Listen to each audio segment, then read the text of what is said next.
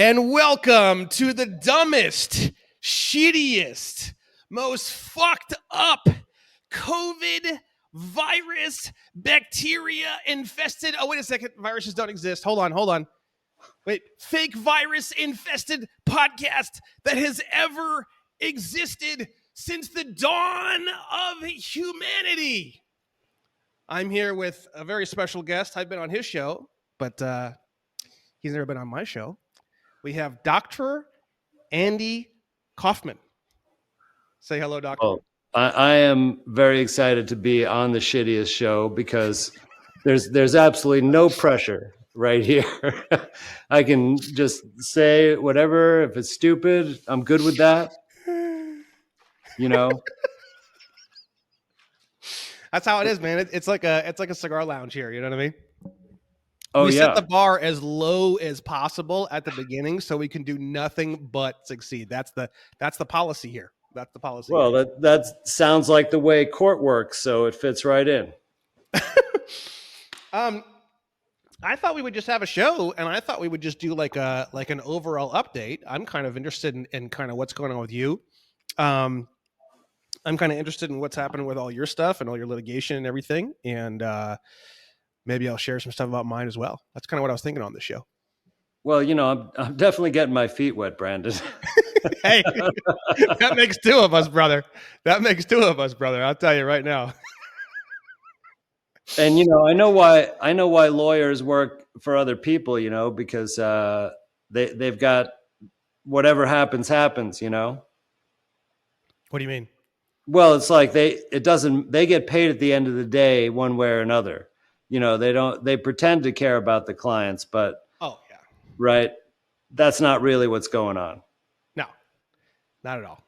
I mean, in certain circumstances, you can find yourself a decent bar card, and they will work on your behalf to do their best. But there is sort of like this overall, well, try my best kind of attitude that permeates even that. So that I think about as best as you're going to get is, well, try my best.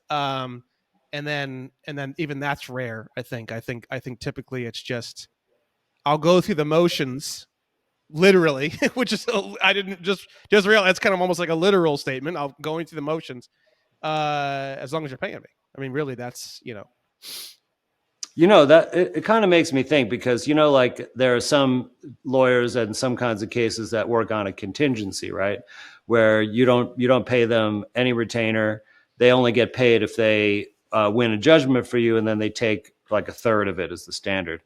I used to think that was a raw deal for the client, but actually I think that's the best deal out there because, no. Then the lawyer's working only to win. That's true. But when you start going down that path, I've had a lot of people go down that path, and I've gotten a lot of reports. They'll only pick up cases where it's like tremendous amounts of evidence to the point where if you would have learned how to just do like the basic structure of like a motion and a response, if you would have just learned how to put together a complaint, you've already got mountains and mountains and mountains of evidence. Right. If you would have just watched a few videos and put that together yourself and put in a couple of motions yourself, you would have won. That's actually why they take on those cases. No, I totally agree, Brandon. And, this is why I'm doing it myself, right? But, the people out there, right? Even the people that I've taught in various settings, that to them, like the idea of going in there and litigating yourself is, it's overwhelming. Well, yeah. And to be able to, just have someone who can do it on your behalf, even if they take that high of a percentage, I think, and you're right, they won't take a case on contingency unless there's a pretty clear path to victory. Like it's a rigged bet, like they're not. But that being said, I think the biggest, problem is that some folks who learn a little bit about like the things that we're teaching, they start to do stuff without considering that, oh, well, what if I do end up in court? What am I going to do then? Am I going to run and bail and just pay the money? Am I going to, run and hire an attorney or try to hire an attorney? And the idea of like learning how to litigate every step of the way. It's so intimidating, and even for us, like we decided to go into it and do it because maybe we're foolish, stupid, risk takers. It's like instead of jump out of an airplane, we just jump in front of a judge. But we also like realized that, oh shit, like we thought we knew all this stuff, but we didn't know how they actually do business, because it's a racket. It's organized crime in a way. It's not, it's not uphold the law and sacrosanct. And the same way medicine is not like you think.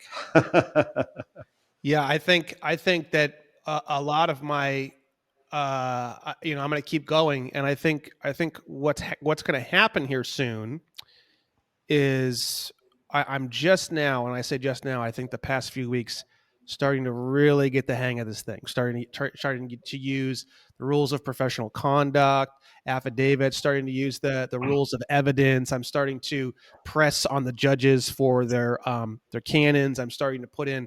I'm just I'm going in, getting my ass handed to me, coming out, learning, implementing new things, going in, getting my ass handed to me, coming out, learning, implementing new Same here. things. And I've just been doing that over and over and over again. And I think over this past 2 or 3 weeks, especially with Joey's help, we've had there's been a break. I have actually physically felt this like change that happened in the universe. And I've got all these DOJ attorneys on my SBA case totally on their back foot. I found something that blew even my mind, and I put it in there, and I thought, well, let's see if they can do something with it, then it's maybe there's something there that I don't know about. They just filed in the response in opposition today. They had absolutely fucking nothing. Totally blasted them. They're completely fucked. So I'm at the point now where I'm going to put in a motion for sanctions and put in a few other things, but I'm putting a lot of pressure on these DOJ attorneys, tons and tons of pressure. And if I'm going to start moving into, if the judge dismisses it still, even after all this, which is I'm in a great position right now, then we're going to start going to the Court of Federal Claims to sue judges and stuff like that. That's going to be the next step, is we're going to start getting into going to the Court of Federal Claims, and then we're also going to start going into criminal complaints. I've done Office of Professional Relations (OPR) complaints. I've done bar complaints. I've done DOJ Inspector General complaints. So that's actually pretty easy. You can do all those just right on the website, kind of like a lot of places where you can do complaints. Now Did we're you? starting to Let me move ask you, into, Brandon. Did yeah. you get any direct results from any filing any of those sanctions or complaints? No. The reason why I It's, filed them is there's a guy named Alphonse Fagiolo yeah, who, yes, Alphonse. I learned from Alphonse as well several years ago. yeah. So he says, and I don't know if it's true or not, but it was enough to motivate me to try it anyways. I figured, hey, it's half an hour work for the possibility that what Alphonse has to say could possibly be true. That was more than enough for me to move forward. He says that every time you file those things, you're banging their insurance, whether they like it or not. There's a private there's a private Yeah, they're consequence. professional liability insurance. Yeah, I don't know if that's true. I didn't even bother to even check. I was just like, well, fuck, that's good enough for me, 10-4. And I just went in on it. And I'm probably going to continue to do that, not really totally realizing if that's true or not. But it only takes 10-15 minutes. Once you do it once, It's then true. It's not now it's difficult. way easier. Now it's way easier. You So, just you need to know who the right person to send it to. Then once you know who that is, you're right. It's just a template. Change the names or circumstances. Maybe if anybody who's watching this has had results from a bar grievance or judicial review or any of these kind of disciplinary sanctions, let us know how it worked, because I've done this before as well, and the the bar sent me back a reply that said that they didn't even consider it worthy of investigating. oh no, Uh, mine got investigated. I got so a letter back that said that we've investigated the things that you were saying, and what was said in the docket items on behalf of, this one was from Mr. Farrell, who's a DOJ attorney. The things that he filed into the docket are protected under the First Amendment. That was the exact response that I got. I see. That's interesting. I'm not sure that really First Amendment rights apply to someone acting as a bar attorney. Especially in the DOJ. He's an active DOJ attorney. So that Well, makes they it even more interesting. definitely don't apply to government employees. That's So, what I mean. So it's an interesting. I I didn't necessarily file all those, and I'm probably going to file some more here now in a second with this new thing that came up. But I didn't necessarily file all of that thinking I would get a response. Even Alphonse says you ain't going to get shit. well, I don't necessarily mean a response like from the bar association. I mean more a response. Does it change that person's behavior, like their attitude towards you? How they're are they more willing to negotiate? Like, so the I haven't had any direct successes yet, and partially it's because I've gone to completion with very few things, but I had a really important learning experience in one case, and I'm in two foreclosure cases, and I brought them upon myself, and I'm my ens legis is the defendant in these cases, and in the first case, I was so the foreclosure was filed, and I was going to submit a motion to dismiss, which was based on a UCC issue.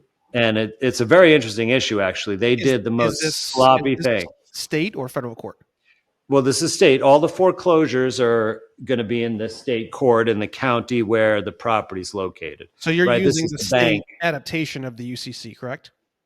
Of course. Okay, just want to make And sure. there is, there's no federal UCC Yeah, officially. I just want to know make sure. that you can make UCC arguments in federal court, but it's only codified in state law. So of course I use the New York version, but it's not much different. The differences are No, they subtle. never are. Yeah, but I just wanted to Um, check. Go ahead and continue. yeah, no, that is a key thing, right? And not only did I use the UCC code, but also like a lot of case law based on the specific issue that I was working against. But I'd be happy to tell you the details of what happened with the UCC issue. But the motion was very strong. It had a lot of case law. The other side's defense was pretty weak and standard. But what happened is I went in for oral arguments, and the judge, first of all, actually had the written opinion prepared in advance, even though they're supposed to consider the oral arguments in their opinion. That's the purpose for oral arguments. But his opinion was already written up, and he was going to just issue it after we said whatever we were going to say. And first, he issued it before I even had a chance to give my arguments. And then he gives it, and I'm like, what the hell's going on? Because normally what happens is that after oral arguments conclude, then the judge deliberates and issues a written opinion in a week or 2 weeks or 3 weeks later. But so I was so taken by surprise that I was like, I didn't even speak up, and he just walked out of the courtroom like adjourned. And the court reporter was still there, and the plaintiff's attorney was still there, and I'm like, what just happened? Why did he leave? I didn't make my arguments yet. I'm like, can you tell him to come back in here? And they actually got him to come back in, and he let me speak. But while I was speaking, he was doing paperwork. Like, he brought a stack of paperwork, and he was like signing documents and reviewing stuff. Didn't pay one bit of attention, didn't ask me any questions or anything like that, like you normally would happen. And then when I was done speaking, like, he was like, I finished, and then he was doing what he's doing, and then he looked up and he's like, "Oh, are you done?" And I said, "Yes, Your Honor." And then he just issued the same decision Are you and serious? walked out. Yeah, I'm serious. So basically, I don't even know if he What read was the decision? my What was it? motion. Well, the decision was motion dismissed and foreclosure granted. And not only that, but by New York law, I'm supposed to be able to provide my pleadings 10 days after the motion order is granted. But he denied that and just basically gave a final judgment on the case and ordered foreclosure and sale right there. So So what happened was, right, that and I wasn't strong enough in advocating for myself, and I could have called the judge out on those things during the thing, but it might not have mattered because it would seem to me like basically he was in cahoots with the bank, and any contested foreclosure he's just going to ram it through.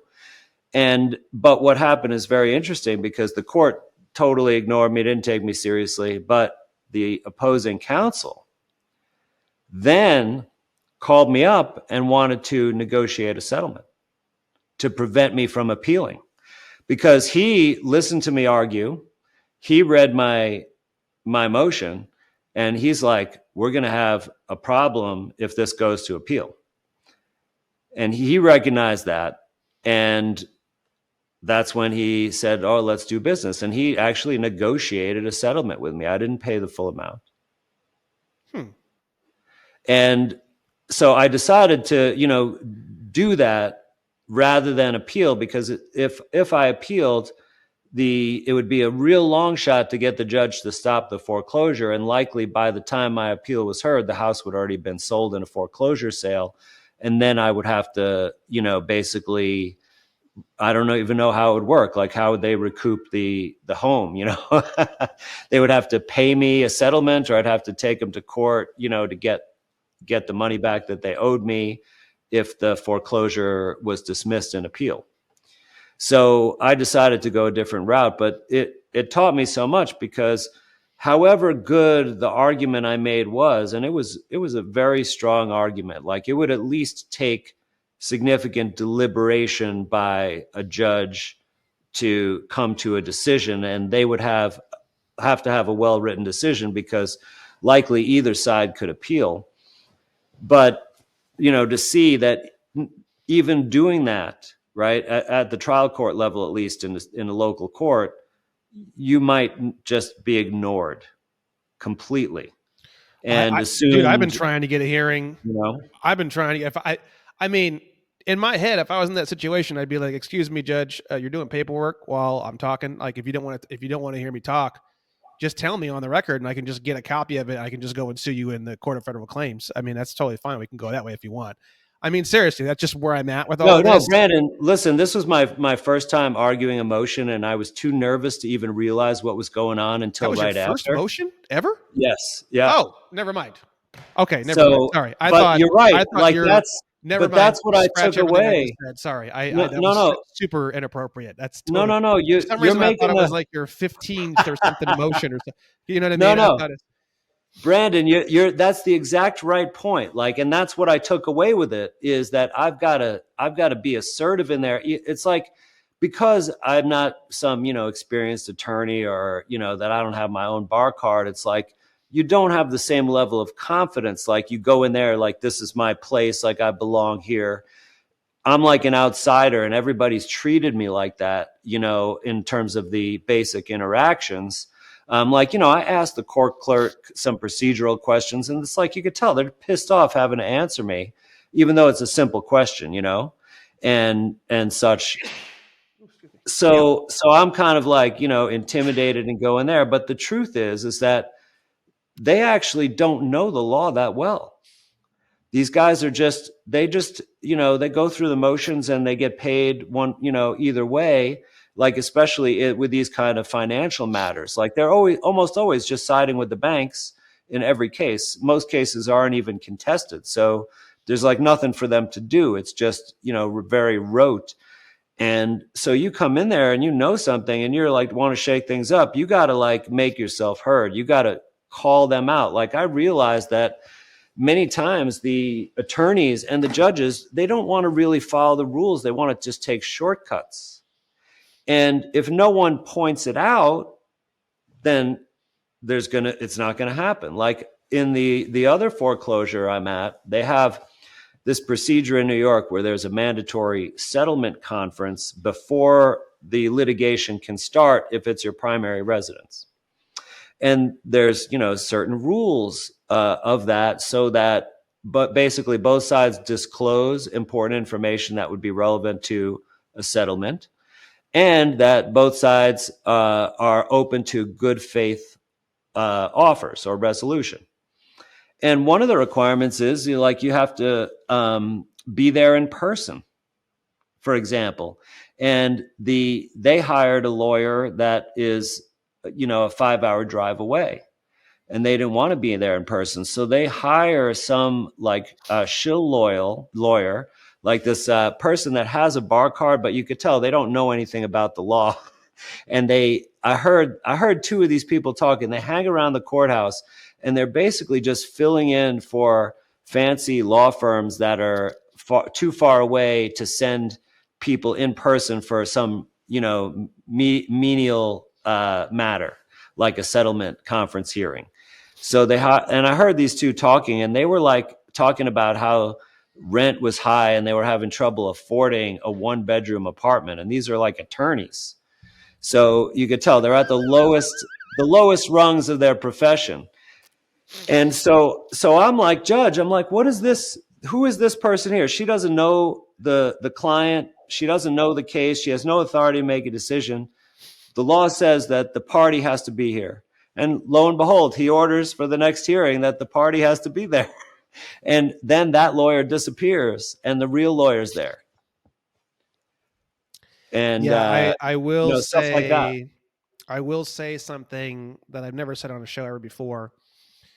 I think people watching people like me and you do what we do should be a little bit knowledgeable about the fact. Like, for example, Joey Kimbrough. Joey Kimbrough had a bunch of other cases. They all went fine. Everything went fine. He hooks up with me.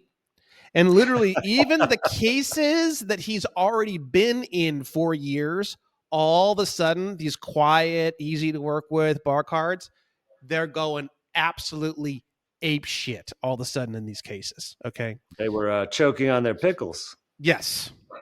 So the thing is I think what it is that there's never really been much of a spotlight directed, and it's just this like gigantic, dark, dank, cockroach infested wine cellar. And I think that the bigger the individual's platform or spotlight is, the crazier and weirder they get. Because if you look at a lot of the filings they're filing against my stuff, they're spending a lot of time on these filings. They're just full of hot air and horse shit. I'm getting really, really aggressive with them.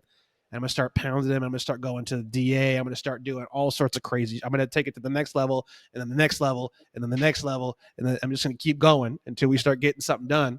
Um, and it's fascinating how much work they put into it, and it's fascinating how quickly the judge throws it out. And it's fascinating how the judge never says anything about anything, just throws it out. There's no information, right? I've had one judge, Susan Nelson, is the only one who ever actually said anything of substance about anything about any of my cases so far.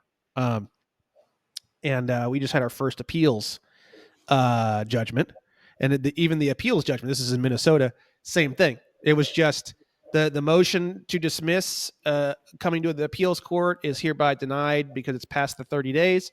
The motion for sanctions is hereby sustained or approved. Thank you very much, and it was just signed, and that was it. So No, wait, no information at all you're saying whatsoever. they dismissed the motion because they say that the notice of the motion was beyond the 30-day deadline? Yeah. Was it? Uh, it's kind of a long story. I would need to go through it and review it all again. It's something we're kind of in the middle of dealing with right now. I would have to go through and review all of it again. I That is a common tactic that the higher courts especially use to get rid of a case that they don't really want to rule on. Well, they also put on there, maybe it was that one or another one. They also put on one of our appeals things that it's non-precedential, which I thought was really interesting. They literally put it on the actual opinion, non-precedential, for one of our appeals. So, and I have another appeal, my Amex appeal. That one has just been sitting there since November 14th. Not a goddamn peep. So, it's just one of those things where, as far as I'm concerned, the bigger you get, the less the judges say, but the more the attorneys will say, because they work a lot harder. Because it's sort of like One of the things I do a lot is I go on Netflix and I watch a trial and attorney type uh, documentaries, like the OJ trial or this trial or a Mhm. serial murderer or whatever. Anything I can get my hands on. There's a lot of that on Netflix, by the way. A lot of times the attorneys, especially the defense attorneys or the ones that aren't used to having cameras in the courtroom, they talk a lot about how cameras change everything because now it's more of a show than anything. And I think that what I'm experiencing is that because my platform's so big and because there's 80 million people watching all this court stuff, it almost has the same effect as like an OJ trial, where they're sort of putting on this show, and but I'm still trying to figure it all out. You know what I mean? I'm still just trying to figure it all out. So, do you think it's working for you or against you then? I'm not sure from how you There's describe I it. think it's sort of 50-50. I think there's certain pros to it and I think there's certain cons to it, but it's nothing I can do about that, and I'm not going to be changing my platform in any way, so it's just something I have to manage and deal with. There's no other. I mean, you could talk about I it for haven't. fun because you have a big platform too. And I'm thinking while you were talking, I was like, wait a second, Joey, everything was fine. Everything was cool. You got with me. Now everyone's treating him like shit. Ah, okay. Dr. Kaufman's getting treated like shit. I'm getting treated like shit. Interesting. So the bigger the Well, platform, the harder it changes the dynamics of what's going on. You know what I mean? I don't. So for me, I'm not sure if because I never let anybody know about my public platform in any parties or attorneys in the cases I'm Well, they're in. gonna Now, the first thing would they do is they? Google your name. Come on now. I mean, you've had a way bigger platform than even me for way longer. So it's your. No one's mentioned anything about viruses or anything to me. I wonder, but they would have to really look to find any stuff that I put on law because it's only a small percentage of the stuff that I put out. Doesn't matter. It's Um, still you they still have they an do audience.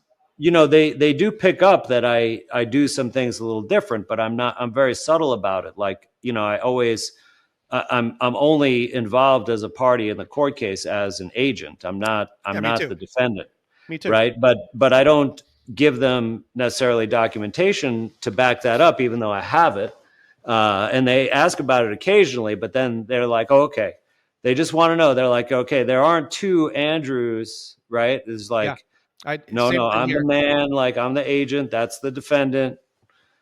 The I don't know if you've seen my post course video number 2. I created a flow chart and I had this big realization. I realized what that all caps name actually is, like for real. Did you ever see that post course video number 2? The flow No, chart? I don't know. I don't know if I saw it. I saw the email when you revised it, but I hadn't had a chance to take a look at it. It's amazing. It's really changed everything. So what the all caps name is, what that business is it's a sole proprietorship. And I dug it all up and I put together all the lines and I got it all flowed out and I got all the evidence. The all caps name, yeah, it's an ens legis, but an ens legis means it could be a whole bunch of different things. It could be a trust, it could be an estate, it could be a partnership, it could be a corporation company. It So I could figured even be out more than one at the same time. true, depending on how it operates, but in its most basic functionality, what it is it's a sole proprietorship. That's what it is. Because if you go on the SS4 application for an EIN number, it tells you right on there that for a sole proprietorship, the social security number is the tax identification number for a sole proprietorship. It's a special kind of ens legis. It's a very, very unique. So I started doing a bunch of case law research into sole proprietorships, and it's unbelievable, bro. I'm telling you, that's what this thing is. It's a sole proprietorship, right? So the way I'm doing it now in all my cases is it's a sole proprietorship, because you can also, the thing about saying ens legis is if it's because I had the DOJ guys, they started saying, well, if the plaintiff is some sort of a legal entity, then he has to have a freaking bar card. And I said, whoa, no, I don't. It's a sole proprietorship. And I have case law That's to back that funny. up. So the sole proprietorship is the specific thing that you want to use because you don't need a bar card. Sole proprietorship is a very unique kind of ens legis where you don't need a bar card. There's literally a case law on it. And the Fifth Amendment applies to a sole proprietorship, which is really weird. There's literally tax cases where they're suing and they do sole proprietorship, and then it's a sole proprietorship, and they don't even know anything about any of this shit. It's just that's just the way that the litigation went, was on the sole proprietorship. And there's literal tax cases where they were like, well, because the sole proprietorship, because it's like legally not considered separated from the owner, they have a Fifth Amendment right, and the judge sided with them. There's literally case law on this.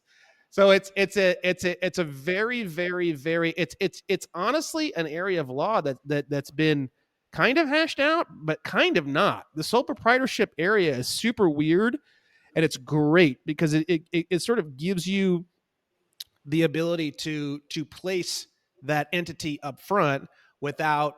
I have experienced them saying, well, if it's an entity, then it needs a bar card, and they cite local rules, and that's the Well, way. now that what you just said, that doesn't make any sense at all. Why does an entity need a bar card? Like every corporation is an entity, but no corporation can even have a bar card. Oh no, I'm sorry. I meant whoever represents that. The a corporation or a company or a trust or a state can't present itself pro se. Do you see what I'm saying? Like it has to have a bar Well, card of a attorney. corporation, no, it has to have an agent. The agent could be a bar card, but it doesn't have to be, right? Well, Because if you the look in the entity local rules, itself, well, let me just finish. The entity itself has no ability to do action. It's just a stack of papers, I know, but right? if you look So in the local there has to rules, be a human. if I know, but if you look in the local rule, you're going up against the local. I can show it to you because it's you could do whatever you want. I'm not saying that people can't. I mean, I'm learning more and more. Another thing that I realized recently is that all litigation is essentially just dialectic materialism, which I think you know what that means. Are you aware of dialectic materialism? No, I It, don't believe so. I mean, I'm so not sure. I know it's what a it's dialectic is, but I'm not sure how you're it's a applying it. Marxist theory, and it's based off of, you have a thesis and an antithesis, and it creates a synopsis. So basically, Oh, like, yeah, yeah. two opposing forces create truth. Essentially, that's the whole thing in a nutshell, right? Hmm. So that is the entire operation of all of litigation, and I realized that recently too. That was a huge breakthrough. Honestly, that was probably one of the biggest breakthroughs I've ever had. And I haven't done a video on it yet because it's just still just so crazy, and I'm still just kind of reeling in my mind about it. But I've started to implement a lot of new tactics to just hammer that in really, really aggressively. And I think that's also going to be a huge breaking point. But to get back to what we're saying, yeah, if you look at the local rules, it says you have to have a, let's see if I can find it rapidly, license.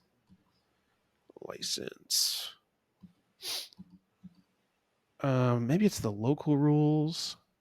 Which local rule does it say where a corporation has to have a licensed attorney? Which local rule in state of California where it says a corporation must be represented by a licensed attorney? Now, is a sole proprietorship considered a corporation? You should read. It's there's a it's not it's a whole thing, dude. I'm telling you. I'm telling you, this is it, bro. It's a sole proprietorship, and you Well, start no. I reading. mean, listen. I have a different opinion about what the ens legion is. I think it's a trust under the Social Security Administration, and I'm testing that legally at present. I don't have results yet, but Yeah, it could. I think let and me then in just. that case, it wouldn't apply to any corporate rules. Being a trust, then any trustee or representative of the trustee should be able to, uh, litigate on behalf of the trust. Yeah, let me. I am trying to find this thing. Let me just. Well, let me ask you: how does the how does that affect your litigation, or is there a way to legally test that theory with the sole proprietorship? Um, well, there's, I mean, I've just stuck case law in there and everything. There's really nothing they can. There's really nothing they can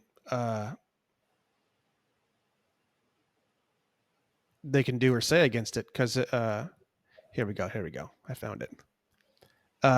California Local Rule 83-2.1.1.1. Let me pull up. This is from like the civil procedure rules in California. Yeah, let me pull up. Let me do a screen share on this, and I will read this to you. We can go over this because you might be onto something, and I thought I was onto something. But let's just take a look here. This is for California, obviously, so this might be very different in New York. So here we go. This is the California civil rules, local rules. So we have here 82. Say parties without attorneys. Yeah, let me see here. 2.1.1.1. 2.1.1.1. I think you passed it. Here we Oh, go. there you go, top of the screen. No appearance, professional corporations and unincorporated law firms. No appearance may be made, and no pleadings or other documents may be signed in the name of any professional except by So a. that's only law firms. Yeah, Law hold firms on. can't represent themselves in that one. Let me see I here. thought you said it was 2.1.1.1. Yeah, let me see here. We've got. Hold on. Let me just see here.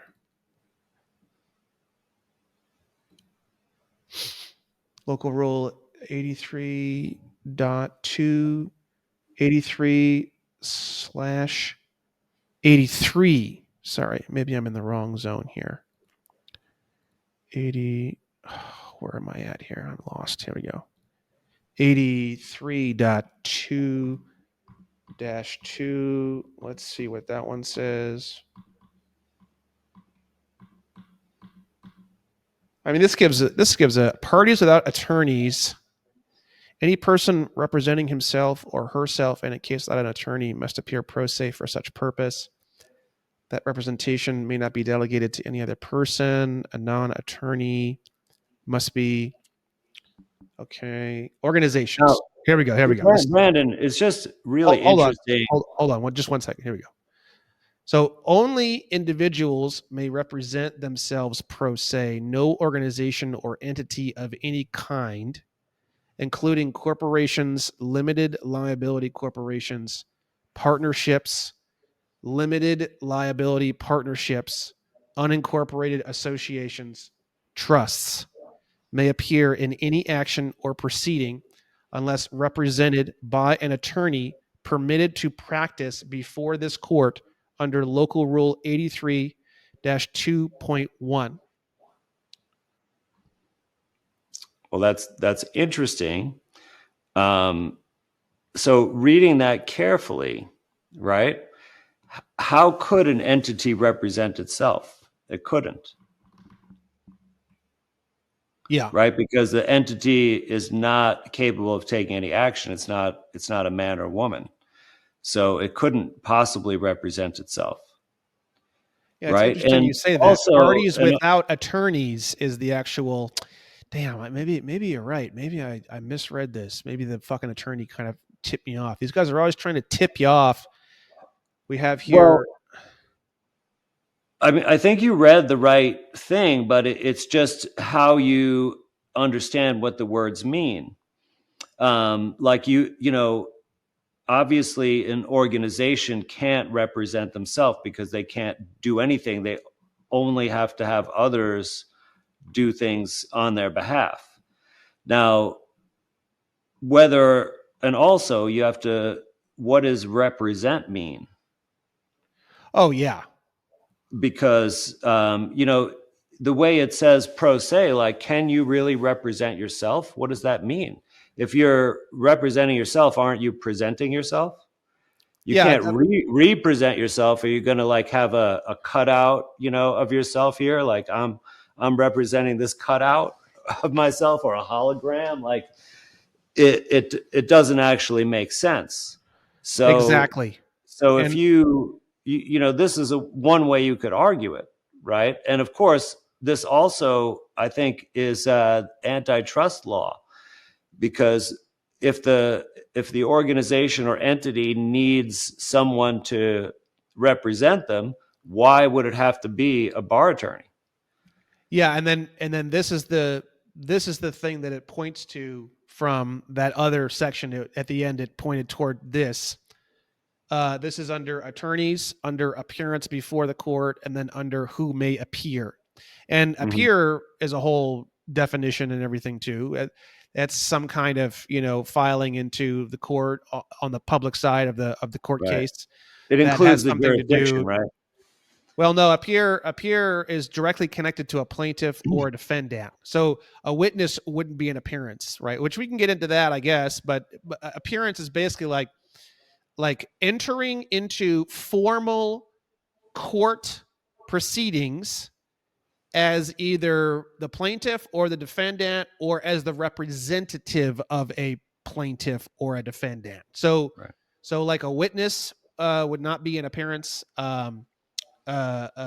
Someone It, submitting information through performing on a subpoena would not be an appearance. So an appearance is sort of like, there's two parties minimum to make up a lawsuit. There are the two opposing aspects to the lawsuit. The appearance is specifically involving the two interested parties, right? So except is provided in some other thing, which so which we can go down these rabbit holes too and try to see what all this stuff is. But it says here an appearance before the court on behalf of another person or an organization or a class may be made only by members of the bar of this court as defined in, and I would need to go through all these exceptions to see if there's well, anything there. Brandon, even without reading all the referred statutes here, just look at that, right? It says before the court on behalf of another person. Exactly. Now, so that means that the attorney is also a person. That's correct. So, which is essentially an entity that's a non-man or a woman. That's correct. So you have basically a corporate entity on behalf of another corporate entity. It's it's really fascinating, the layers of BS that are in all of these things. Yeah. Yeah, but I'm doing the same thing. I haven't had a whole lot of pushback on that either. Very little pushback on that as well. The first point when I started getting some pushback, what you saw on that one response in opposition, that's when I attached an affidavit that broke down, my name, and then is not a U.S. citizen. My name is not a resident of state of California, and then we have the all caps name, and then I put on there the all caps. This is sole proprietorship. The birth of the sole proprietorship was February 14th, 1986. So I broke down the parties and the relationships between the parties and how I'm an attorney. In fact, there's another term I found recently too. It's in the Constitution. There's a term called next friend. You ever heard that term before? No. So if you type in next friend into the internet, you'll find almost no information. It's in the local rules and it's in the Constitution, and there's like almost no information anywhere as to what it means on the planet. So I say Brandon Joe Williams is a attorney in fact and or quote next friend end quote of sole proprietorship, all caps, Brandon Joe Williams registered trademark, right? So mine's a Now, little bit do you know what did you find what that means? no. Do you know what an amicus brief is? No. So an amicus brief is a brief submitted into a court case at the appellate level, usually by basically someone who is a friend of the court, which is what it means. That's why I thought of it. But they are not a party to the proceeding. So, it could be, let's say, some litigation about abortion, for example, and then what's the Planned Parenthood might submit an amicus brief into the case, even though they're not a party to the case, but they have, a strong opinion about the outcome of the case, and they actually make legal arguments in favor of, the plaintiff or the defendant, whoever is, side will favor their opinion. So I wonder, because in that case, right, it would violate those laws that you just showed. Basically, well, I don't know if it would count as an appearance to put legal arguments in favor of one party or the other when you're not a party to the suit. That would be basically a witness statement. I mean, it's kind of the same thing, in my opinion. No, but it's not. It's not. I mean, maybe an expert witness. It's definitely not a fact witness because they're not. They don't have giving any knowledge. facts to the case. They're giving their legal opinion. Well, I find it absolutely fascinating that you are, just to go all the way back to what you were talking about at the beginning. I just find it absolutely fascinating that they gave you a hearing, because I have tried to get a hearing. Judges call my stuff unintelligible, and then I come back at them and I say, if it's so unintelligible, give me a hearing. Let's talk about it. And they cancel the hearings. I can't get a hearing to save my life. So you mean to argue a motion? Yeah. That one was automatic. I filed the motion. Mine are all automatic too. Yep. The judge automatically scheduled a hearing for oral arguments. They always get canceled. Mine always get canceled. I've had, I can't even count how many I've had canceled. I've had at least 10. At least 10 have been canceled. Well, now there is a difference, because I'm the defendant in my cases. You're the plaintiff in your cases. So correct. If my challenging, like, I have a motion to dismiss now. In fact, it just got I did something to delay it. Actually, it was my suggestion, but the bank is the party that the longer it goes on, they're just basically not getting any money. They're losing money, right? The longer it goes on. For me, it just delays, whatever the final outcome is. So I'm happy to do that, because that gives me time to develop more strategies. And I've got a few new ones too I could talk about if you want. But definitely. But so I think the court would be, in order to favor the bank, they would want to get the motion done. But like in the other cases, that it was just basically, we're going to dismiss this motion, so let's get it scheduled as quickly as possible so we could dismiss it, and then the bank can continue their predatory practices. Now, the one that I'm at today, I think is going to be a little different, because I've already asserted myself, and I basically delayed out the settlement conference that could have just been one conference. Where we had the fourth one today, and there's a fifth one scheduled. Right. And each time or most of the time, it's because I'm like, well, we have to follow this rule. And then they're like, okay, well, let's follow that rule, and then we'll have another conference. Excuse me. But they had no oral arguments for this motion. That I filed it. Actually, in my notice, I specified, but it probably wasn't the typical way lawyers do it. So it may have been missed that I wanted oral arguments. But then when he responded and accepted the motion and set a return date, he said, if any party requests oral arguments, to do it in writing. And then I just did it at the settlement conference today, rather than taking the time to write a letter. I figure I'll just tell him. And he just scheduled it right on the spot. Mm. So I don't know if I'll get there, because other things could happen between now and then, but I'm psyched to go in there, because also that this one should be an immediate dismissal. It will be without prejudice, but they didn't do their disclosure correctly, and it's a statutory thing, and there's tons of cases where they just dismissed foreclosures outright because they didn't follow this disclosure procedures. Mm.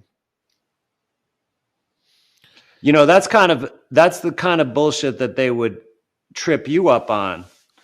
Right. Oh no, if like you go like through all my listing it. cases, it's all procedural. Every single thing, it's like, oh, you didn't do a meet and confer as Yep. per local rule 7-3. You didn't wait 7 days after you did the meet and confer as per local rule 7-3. Yeah. Oh, You, you didn't you put put your pants on both legs at the same time. there's this one thing, it's like local rule 6-3 where you have to at the bottom of a motion, you have to put how many pages the motion is and how many words the motion is, and that the amount of words and pages is correct as per local rules, and the standing order on the case, which once you do it one time, you just copy and paste it on everything Right, else from right. that point forward. Just like all this stuff, which Imagine first. doing that with a typewriter. Yeah, I don't know how anyone did any of this back in the day, because that's just craziness. I mean, you're mailing the other party everything in mail form. I mean, talk about a lot of work. It's Or with a process server. Yeah, or with a process server, exactly. I mean, it would slow down. I mean, the process is so slow as it is. I can't imagine it get much slower. But it would slow down everything so dramatically. Yeah, it's a fascinating, and I spend a lot of my time looking at case law from the 1800s, because case law in the 1800s, people actually wanted to talk about all this stuff. When you look in the 1800s, all the negotiable instrument stuff all comes from the 1800s. Type in endorsement into Google Scholar. Type in negotiable instrument into Google Scholar. Type in without recourse into Google Scholar. Type in unconditional promise to pay into Google Scholar. Type in promissory note as cash into Google Scholar, and you're going to get 1840, 1857, 1890. And you start looking at all the Right. 1800 stuff, and it's so fascinating. Everyone wants to talk about all this stuff, and then you start getting into the 1900s, and nobody's talking about anything anymore. Well, a couple of things happened. One is that the UCC came into existence, right, which standardized it, and then I think before that there was, perhaps a lot of debates, and they were kind of consolidated and settled with that. And then, of course, we had, the emergency banking acts and such of the Depression era, which changed things a lot. And I don't know for sure, but I have to tell you that that motion that was ignored by the judge was all about UCC. And in fact, really, the main foreclosure defenses that are successful are all based in the UCC. So let me tell you the story here. So I'm sure that your viewers know that when you take out a mortgage, you sign a promissory note, right, an unconditional promise to pay, and then that really is the money that itself, but the system doesn't look at it that way. But nevertheless, so that note, then a lot of things can happen with it after the bank has it. They get this status, they're called the holder, and they can sell that note to other parties. And so what happened in my case is that the original note holder was a credit union, and they got acquired by another credit union. It was a merger technically, but they ceased to exist as an entity, and the merging credit union, which pre-existed, they basically took control of all the assets of the original bank. Now, so including that was the note to my mortgage. But when they transferred it, it was not endorsed. And as you know, a note is not negotiable until it's endorsed, right? It's basically like an almost unexecuted note, and it definitely is non-transferable. Now, the the payee is still the payee without endorsement, but it can't be transferred. So when the other credit union acquired them, they didn't endorse the note. They didn't put a blank endorsement. They didn't special endorse it over to the merging bank, right? And the payee was in their name. So basically, the merging bank, when this happened, like I got notification that there was a new loan servicer, and I'm like, what's going on? And I think they sent me a ballot that I could vote on the merger, right? But like that would matter. And so I was like, I don't know if I really owe this new bank any money. So I started writing them letters. And they actually sent me documents that showed that I didn't owe them any money Oh at the shit. time, including this note that was without endorsement. Now, I thought they had an endorsed copy somewhere. They just weren't sending it to me, even though I asked for it. So then they got really fed up with me with writing these letters, and they just left me alone for a while. And then eventually they filed a foreclosure. And then I responded with a motion to dismiss, saying, "Hey, this you're not the holder. You have no rights to enforce this note in foreclosure. It's not endorsed. It basically belongs to a dead entity. They are the only ones with the rights to foreclose, and they're inactive." Like I showed on the website for the federal credit unions on the NCUA the entry for the previous bank, and it was inactive. So they couldn't come out of that dead status to endorse it.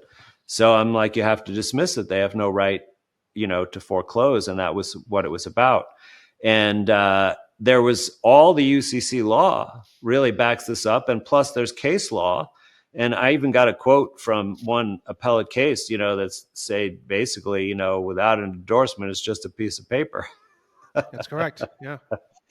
And this is what was ignored that got the opposing attorney very nervous about an appeal, right? But so I made an analogy to help better understand this. Like, let's say that a bank gets bought out by another bank, and they have a safe that has a bunch of assets in it, right? Super valuable stuff. But then they don't give the combination to the bank that buys it from them. Yeah. Right now, all the stuff in that safe, they can't do squat with it.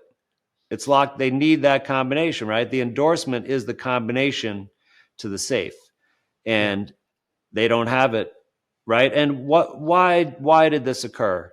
It was just sloppiness and laziness, or perhaps ignorance of the rules. Like, if I, wanted to give you a check, I know I have to sign it. I can't give you an unsigned check. It's not going to work, Yeah. right? But if I'm really lazy, I might just write the date and the amount and just hand it to you.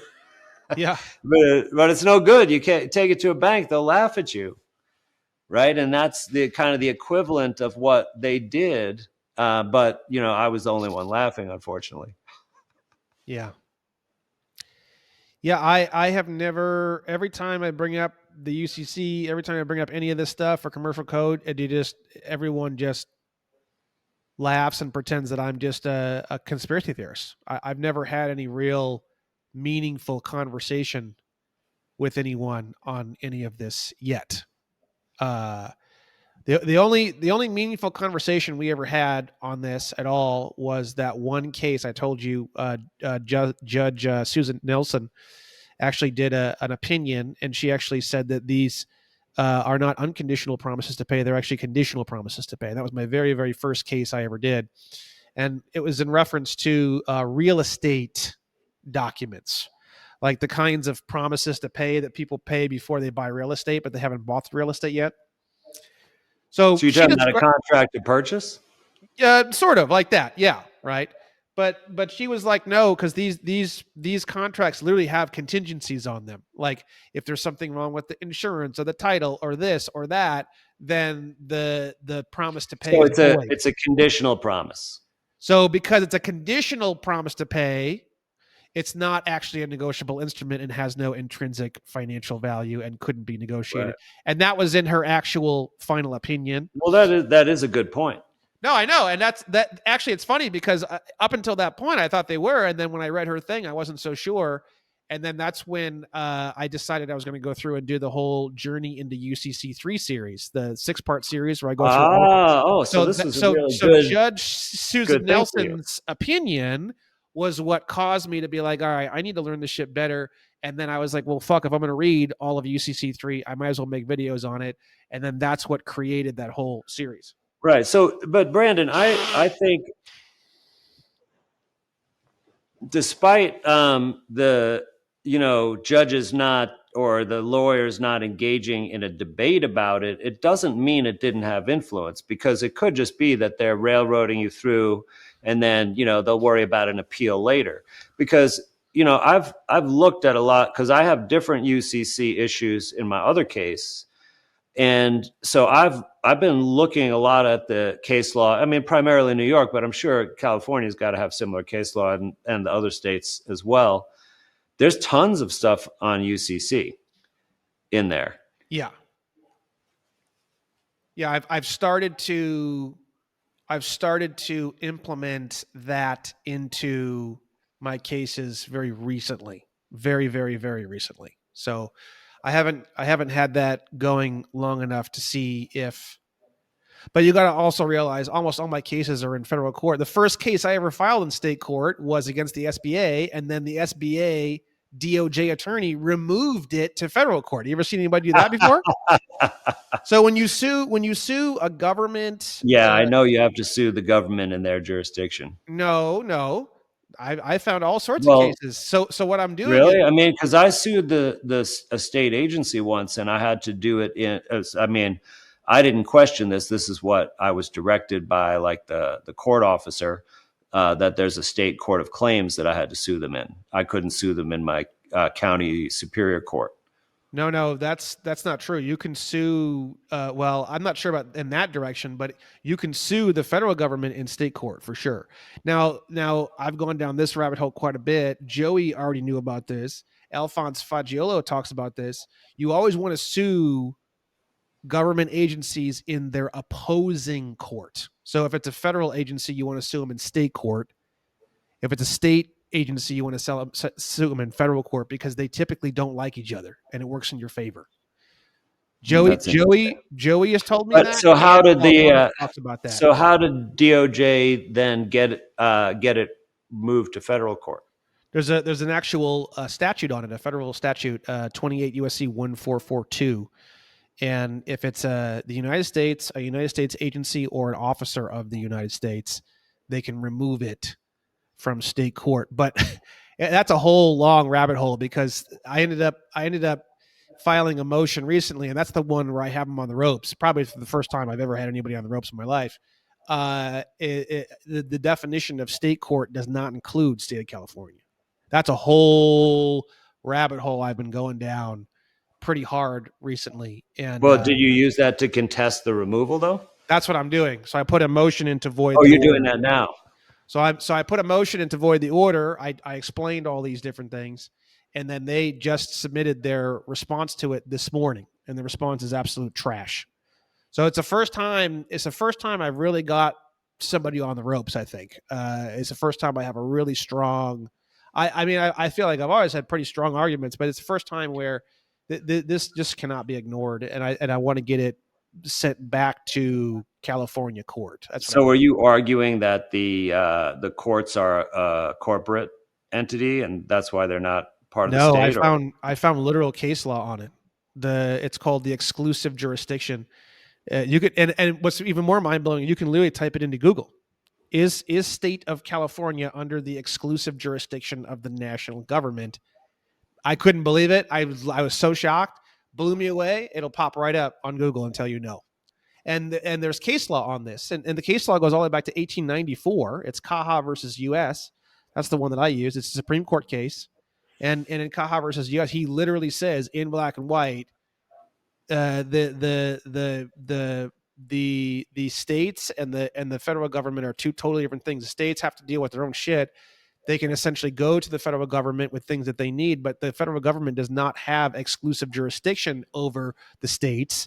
They only have exclusive jurisdiction over the District of just yeah. Columbia, right? So that's what I used. And then when I was in there, the definition of state court in 28 USC 1442 is a court of the United States, a court of a U.S. territory or insular possession, or a tribal court. And if you haven't gone down the rabbit holes of a U.S. territory or insular possession, that's things like Guam, U.S. Virgin Islands, Puerto Rico, and then there's a bunch of small islands. There's actually a bunch of uninhabited islands as well that are actually territories and insular possession. So that was a very interesting, fascinating deep dive.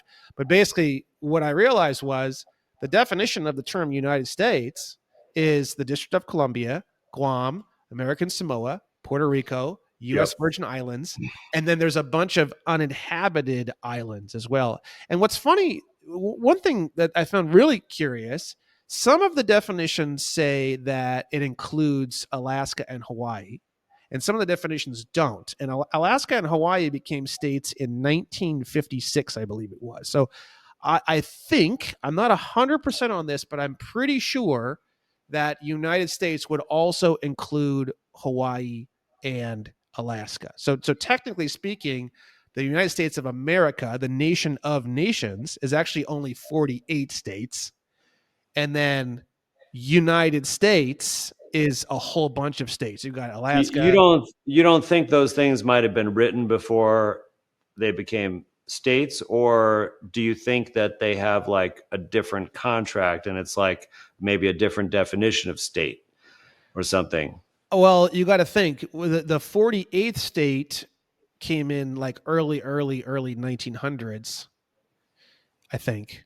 And then Alaska and Hawaii came in way later. So Alaska and Hawaii were like 50 plus years after the 48th state had been introduced into the union. So I think so Alaska and Hawaii were post Gold Abrogation Act, they were post Federal Reserve Act, they were post 16th Amendment, they were post everything that happened. They're the only states that were admitted into the union after all the craziness that happened, the Social Security Act, you can go on and Mm-hmm. on. Massive structural shifts that occurred in this country. They're the only two states that were entered post all of those shifts. So like I said, some of the definitions of United States and continental United States literally say right in them includes Guam, Puerto Rico, U.S. Virgin Islands, Hawaii, Alaska. And I thought that was like super weird. So that was all part of a lot of the research that I did for this particular filing that I did. I'm not 100% on this whole Alaska Hawaii thing, but I'm like 80% on the Alaska Hawaii thing. Well, it's definitely interesting. So I guess if you want to sue the federal government and you live in Hawaii, you might not be able to do it in Hawaii state court. But if you try that, let us know so we'll know one way or another, and then let's see if you're successful with this. Do having experience in like local court and federal court, what differences did you observe? I have very little experience in local courts, mainly just federal. And to define experience, it's all just papers. I've never even gotten a hearing. I've never even been in the courtroom, despite asking and begging and trying like crazy to get in there. Um, I'm also in appeals in many of the cases. Every single case that I lose, I go straight to appeals every single Well, time. you've got a terrible appeals district or circuit from California. So, I mean, I right, don't that's the know. I don't most know. liberal court. What is it, the Fifth Circuit? Or Liberal. I'll tell you right now. I have so many stories from Texas and stuff. I would actually I would actually for the stuff I'm trying to get done, if I had to choose between a liberal or a conservative court, to be honest with you, I would probably pick more of a liberal court for what I'm trying to do, to be honest really? with you. Yeah. Yeah. To tell you the truth. To tell you the truth. I think what I'm doing, and I'm definitely having a really hard time with what I'm doing. I think what I'm doing would be substantially harder in some place like Texas. If you put if you're going to do that and you get in front of a liberal court, you might want to put your pronoun as sour or half sour. Well, the thing is, though, is that the beauty of my platform is I don't. You could dig and dig through my platform for days and days and months, and there's not really a whole lot of that either way. Like Oh like yeah, you well of you course, because you could dig through. we're You could we're watch on a whole my. different we're in You, a whole different well, no, universe what here. I'm This saying is is way you outside the could box. watch shows on me. You could do this. You could read all my stuff. You could do all this stuff, and you still don't know. Like, is this guy conservative, or is he liberal, or what? Is he a libertarian? Like, what the fuck? So the thing is that, and I don't do that as some way of trying to be like a mysterious, like vaporous guy. I just don't give a shit. So the thing is it's for me. I would rather be in the Ninth Circuit, to be frank with you. For Interesting. specifically for financials and negotiable instruments, um, I could see where you're coming, that the conservatives may be more just aligned with the banking system. no, they're just Uh, like, this is the way it is. It's the way it's always been done. Fuck you, get the fuck out of here. We don't want to hear it, which I'm already getting, but I think it'd be even worse in some place like Texas, honestly. could be. Just to get back to the difference between local and federal court. Now, I don't have as a litigant, any experience in federal court, but as an expert witness, I was involved in several different courts, including a couple of different federal courts, work with, uh, some federal criminal prosecutor, and a state attorney general in federal court on a federal issue, and a private attorney in federal court, and then many times in state court and for different matters. And there was a world of difference, like just in the professionalism, the knowledge of the law, the even the courtrooms were nicer and such. And the feds definitely were, they knew more, that what they were doing for sure. And I learned something interesting actually from the federal prosecutor, criminal prosecutor, because I was his expert witness in a interstate drug trafficking case where the guy basically tried to feign having schizophrenia and mental retardation. Mm. And what he told me is that they don't make plea bargains, right? They'll a plea bargain to them is you plead guilty, and then they'll decide what sentence to give you. Mm. You don't have any negotiating power. And the reason for that is because they said they don't prosecute unless they have a 90% or better chance of a conviction. You mean federal, on the federal side? Federal criminal prosecution. Yeah, well, you also got to think too, and I really shocked this DOJ attorney, Mr. Farrell. We were speaking on the phone. I said, Mr. Farrell, I said, I found this thing, and the state of California is not under the exclusive jurisdiction of the federal government, and you've removed this thing to the federal government. They never had the ability to do that in the first place. You guys never had the ability to remove this in the first place. And his response was, he was so shocked. His response was, Mr. Williams, I've been doing this for a long time, and this is the way it is. That was literally his response, right? And the thing is, you got to think, the only way that the feds can prosecute you is if you're a U.S. citizen. If you're not a U.S. citizen, then there would be no federal prosecution. It'd be physically impossible. There's no You're talking about for criminal Lexus. prosecution? It doesn't, anything, criminal, civil, doesn't matter. Well, but couldn't they sue a foreign government? Well, yes, but they would have to be connected to the judicial system in that foreign government. I mean, if they were to sue me through, like, if me, for example, if they were to sue me through You're right. state court, right? The other government wouldn't have to agree to participate. Sorry. Yeah, and you also got to think too, like, state of California, I'm pretty damn sure that the court system in state of California is just a subsector of the feds. I think it's all federal. Personally, that's my own personal theory. So the thing is that there is no, I think this is a So you're theory, talking about, basically, you're talking about the corporate government corporate structure, court structure, corporate structure. not the de jure government. I don't think there is a real California court system. I don't think it exists at all. Do you think there was in the past? Of course.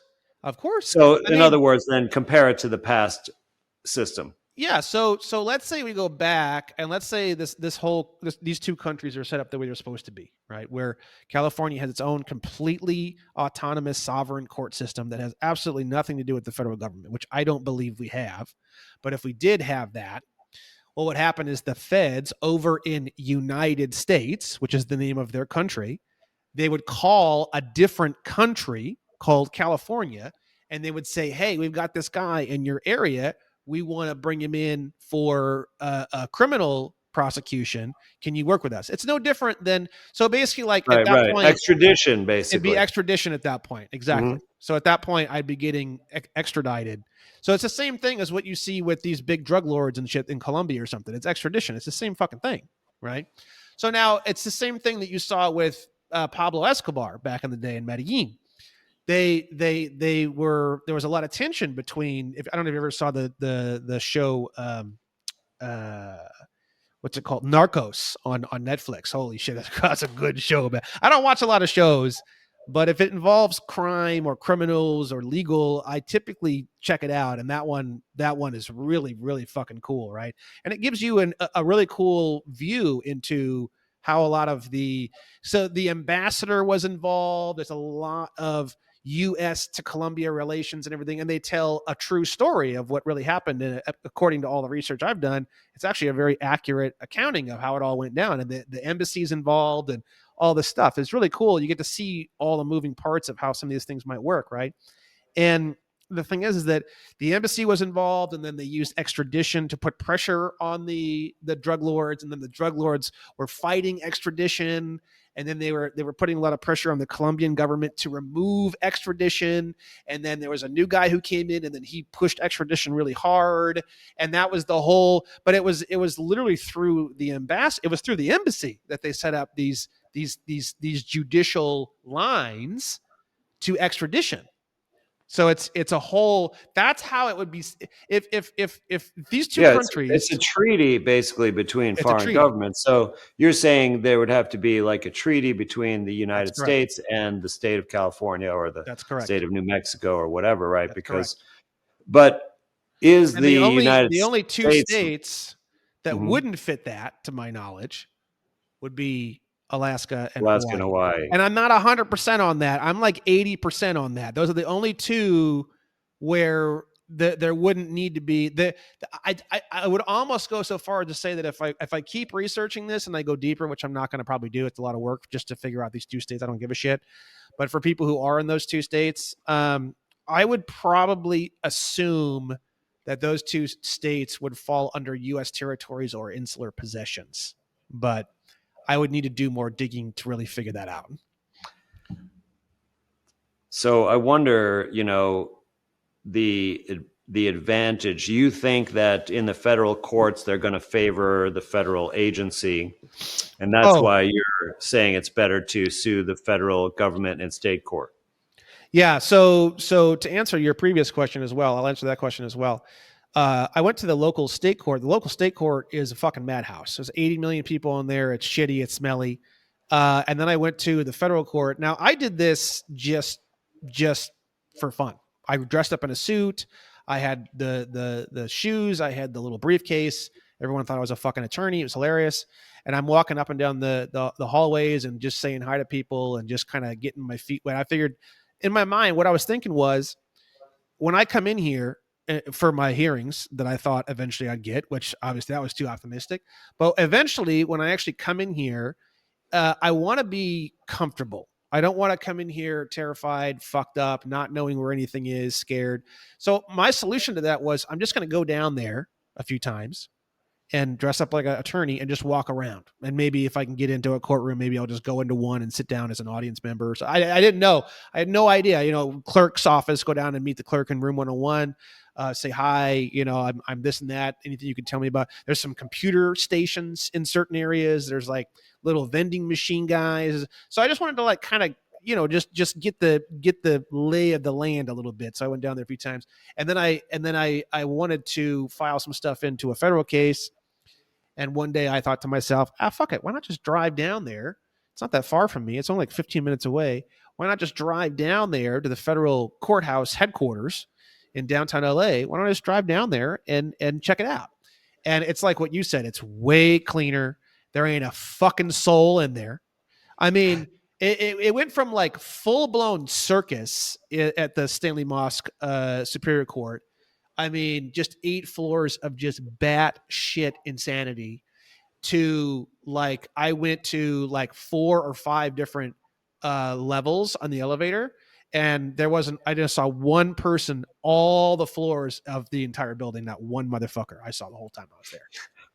And then I went down to the first floor and I would say, Maybe they had an ice raid right before you came in. and I, And I would say on the first floor, like on the main level in the lobby area, total people that I saw that weren't in some sort of suit, meaning they didn't work there or something. I'm telling you, 5 or 6 people. And I was Wow. and I was in there. I was in there for about 40 minutes, I'd say. Did Ish. you go into a courtroom, No, like in during a proceeding or no, anything? no. The federal courts, it's like this. It's like the name of the judge is on the wall, and it's got these like letters that pop out, and then there's lights behind them, and it's like this really intense, beautiful, like oh shit. And I like looked in the room. I like look in the little window, and there's like people in there, and I'm like oh shit. And I fucking dipped out. I was like, because I don't know if someone's gonna come out here. What the fuck are you doing? You know what I mean? You Like, no, you can. The public, they're open to the public. You can just go in there and watch any of the hearings. If it's closed, they'll probably have the door locked, or there'll be a shit bailiff over who the will, windows, like you it'll be know, covered or something. tell you to go away. I just didn't have the balls to just swing open the fucking door and be like, "Yo, what's up? I'm here. What's going on?" Uh, so that wasn't something. I mean, There was uh, maybe I there's a should. book You know, there's a book you might be interested in. I think it's called Courtroom 101, and it was a guy who spent I think an entire year going to the Cook County Court in Chicago, and just for all these criminal proceedings. And he then wrote about like what he actually observed, which also wasn't really justice. It was a lot of the police and the judges in cahoots with each other to make sure they have arrest and conviction rates to get reelected and such like that. But he just he was a journalist, and he just was in those courtroom like day in and day out for a year. I think he got to know the officers of the court. They would talk to him kind of casually over time, and give him some, probably said things they regret saying later that made it into the book, right? But it really gives so it is like it's open. You can go in there, and you shouldn't. I mean, I know it's intimidating. I agree. You don't want to draw the attention of the court, when you walk in or whatever. It's like same thing if you come back to the movie with your popcorn and your soda, and then you trip and like spill the yeah, soda and fuck up the whole movie. So but it's totally legit. Like you can go in there and listen, and as long as you behave yourself, you'll be fine. And you can sometimes see other people misbehaving, especially around a verdict, in a criminal case, big criminal case or something. But maybe I yeah. I should do probably that should. too. I probably should go down there. Maybe I probably should. Maybe I'm gonna hit up some people and see if they want to go down and just check it out with me. Maybe if I had another person to be a little less intimidating, but it's just very intimidating to go through those fucking doors, looking through that window and seeing people in there and they're talking and shit. And I don't want to fucking go in there. Especially on the federal building. Cause I'm telling you, there just wasn't, it was a No, ghost no, town. it is. I was scared as shit when I was testifying in the federal court because they were so serious.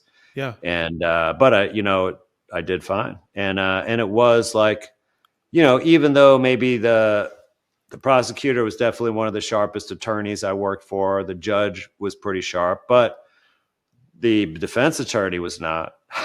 That's So good. it's still like you're not the dumbest guy in the room by far. And even though they're better, they still, like I've still seen some examples where they didn't really know what was going on. Yeah. I mean, the whole thing, I'm getting to a certain depth with it. It starts to get pretty interesting. Cause like, for example, in state court, you can bring state and federal claims. But in federal court, you can only bring federal claims. It's Yeah. limited jurisdiction, whereas in state court, it's unlimited jurisdiction. Right? That alone shows you that California courts are federalized. They're actually not independent sovereign nations because if that was You, true, you're you wouldn't be able to bring federal claims into state court. you're saying you can bring a cause of action based on a federal statute in state court? Is that what you mean? Yes, according to current research, can I bring a federal USC claim into a California court as a cause of action? Um, it's not giving me It's saying are you something asking totally AI? different. Yeah, let me. I usually just start here, and it's not always that great. Can I take a federal USC statute and use it as a cause of action in state of California court? Let's just see what it says here.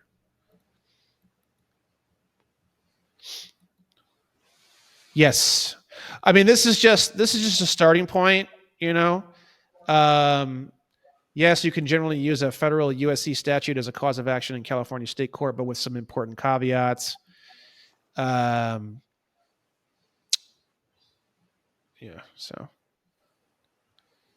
um, if your case involves a federal question or meets certain criteria, the defendant may have the right to remove the case to federal court. So that, if that's true, just super cursory. And Joey Kimbrough told me that, I think it's Joey who told me that you can bring federal claims in state court. So he's been doing this for quite a bit longer than I have. So I'm not 100% on this, but I'm probably like 90% on this. You can bring federal and state claims in state court. If that's true, then that means that the California state courts aren't the actual California state courts. It's a federalized corporate state of California version of. You're right. It's got to be, because otherwise it would only have jurisdiction over California state law. Bingo. And then another indicator that is circumstantial evidence that proves that California state court is federal. It's a federal sub jurisdiction and not actually California, is the fact that, I mean, we all know almost every state statute is pretty much an exact duplicate of what you find in the USC to some degree or another. There's not typically like the whole USC is copied, pasted, and then they go through and they make edits to it. Yes, but that doesn't make any sense. Why would every single state have a, I'd say Well, that but I mean, it's just like all the state constitutions are modeled after the U.S. Constitution as well. not necessarily. I mean, Well, I mean, you're right. I haven't looked at all of them, but New York's is. California's is quite a bit different. California's got all sorts of, well, again, this is part of my 2.0 course. I don't know if you've seen it. There's 2 constitutions for most states. Texas has 5. I think it's Alabama has the most. They have like 9, right? So you got to think which constitution, and then you got to think what's the definition of the word constitution. One state has one constitution if you look at the definition. So if there's two constitutions, that means there's 2 states. Ironically enough, the first state of California comes from 1849, and then what do we have? The 14th Amendment, of course. So what's after that? 1879, we have the second version of state of California. So the birth of United States was 1871, pretty much the United States that we see today, right? Right. The Organic Act and then the 14th Amendment. That was the 1-2 punch, right? So if the second version of state of California from the 1879 Constitution is the one that these courts are located in, that all makes perfect sense now. It's a federalized zone. It's sort of like it's like a park. It's like a federal park. It's an area that's been federalized, I guess you could say, right? Which we can get into the zip codes and all that based off that, whatever. But I'm just saying the only way, it's pretty solid. It's not even circumstantiary evidence at that point. If you can bring federal codes as causes of action into state court, and the discussion's over. So that goes back to beg the question, though, would it be advantageous? Because then now you're saying that state or federal are all federal. So if you're suing a federal agency or a federal, entity. That's correct. So is there an advantage one way or the other then? Well, I don't, the truth is the truth. I'm just trying to find a truth, really. I mean, if I had to choose between truth and winning, I would choose truth every time. Like if I could get into discovery and just get a whole bunch of fucking questions answered, they're like fucked. I would be willing to like forego the whole case to get that information. Like that Right. information to me But is that information would also, result in your success in the case if you found out the truth about those well, things. I mean, yeah, maybe. I'm just saying if they were like, look, we'll give you some discovery, we'll give you all the information that you want, but you have to dismiss the case. I would seriously, because to me, what's more important, the Federal Reserve notes or the information? You know what I mean? And I'll tell you right now, especially with where my life's at now, I really, most of the time, depending on the amount, I'm probably going to choose the info over the Federal Reserve notes because Well, but Brandon, if like this is why you have to be very careful if you would ever consider taking a deal, because then there's no way your case could ever be used in other litigation, right? But even, I mean, now it's not, a precedent if it's a trial court, but if you get an actual, judge's decision or jury decision, that then allows it to be argued in another case. Whereas if you have an NDA and a settlement, then no one else is going to know about it to be able, right? There's no judicial opinion, so it can't be used for other cases. no, I'm fully aware. I'm aware of all these things. You just gotta. I mean, I've never gotten to that point. So I don't know. But I'm telling you right now, the whole basis of everything we have going on in this country, and you're starting to see it a lot with this whole Doge thing and him fucking digging through all this shit and releasing all these press releases about all this craziness with USAID and shutting down the CFPB and shutting down the Department of Education and all this craziness that's going on right now. The whole structure of this country and really every country is they offer you cash, right, to shut you up, but they have like access to the Federal Reserve discount window. They have all these different things. So like they pretend as though, oh, you hurt me, you got me, buddy. But in actuality, they can just create these notes, swap them at the window, and just give you horse. Like, you can't actually It's damage any it's of these writing a check. organizations. It's writing a check against someone else's account. You can't, yeah, you can't actually financially harm the government, and the banks have been set up in a certain way where if you won $480 trillion, they would go, "Oh, you really got me," and then they'd go in the back and they'd be like, with a cigarette with their buddies. It doesn't make any fucking difference, and that's the thing you got to realize. People are out here, rah and cheering over $100 million lawsuit. That's what they want. They want people to believe that these civil cases hurt or damage, and then what they'll do is they'll close a bank and they'll pretend that like, oh, the litigation caused the bank to go under, blah blah blah blah. That's not what happened at all. That was just created as a media stunt, and they just infused all those assets into this bank to make it look like that bank Right, was right. Like when Lehman affected. Brothers Yeah, it's all went out. bullshit. Yeah, It's all you're bullshit. right. Banks can't Because, fail. It's physically impossible for a bank or a government to fail, unless, of course, you got a bunch of well, fucking billionaires in there just ripping everybody's fucking skull off, no, like what no, we no, have now. Brandon, you got to listen. The government could fail because, like, here's how the U.S. Government could get in trouble is if China, right, stopped investing stopped loaning money to the U.S. No, That it could makes be no a difference. problem. Or No, it makes no, no no, difference. it will because there'll be major problems in trade and such, but it won't affect the bankers. It won't No, affect the because the owners government, I because actually, they'll just have one government go down and the other government go up, and they'll profit off of it, just like banks profit over the winner and the loser of a war because they finance both sides. But yeah, but but there if you, is there you know and I found literally in Title 31, I found where it says that, like, I think Congress or somebody else, I can find it right now, has the ability to basically issue no, no, I treasury know, notes.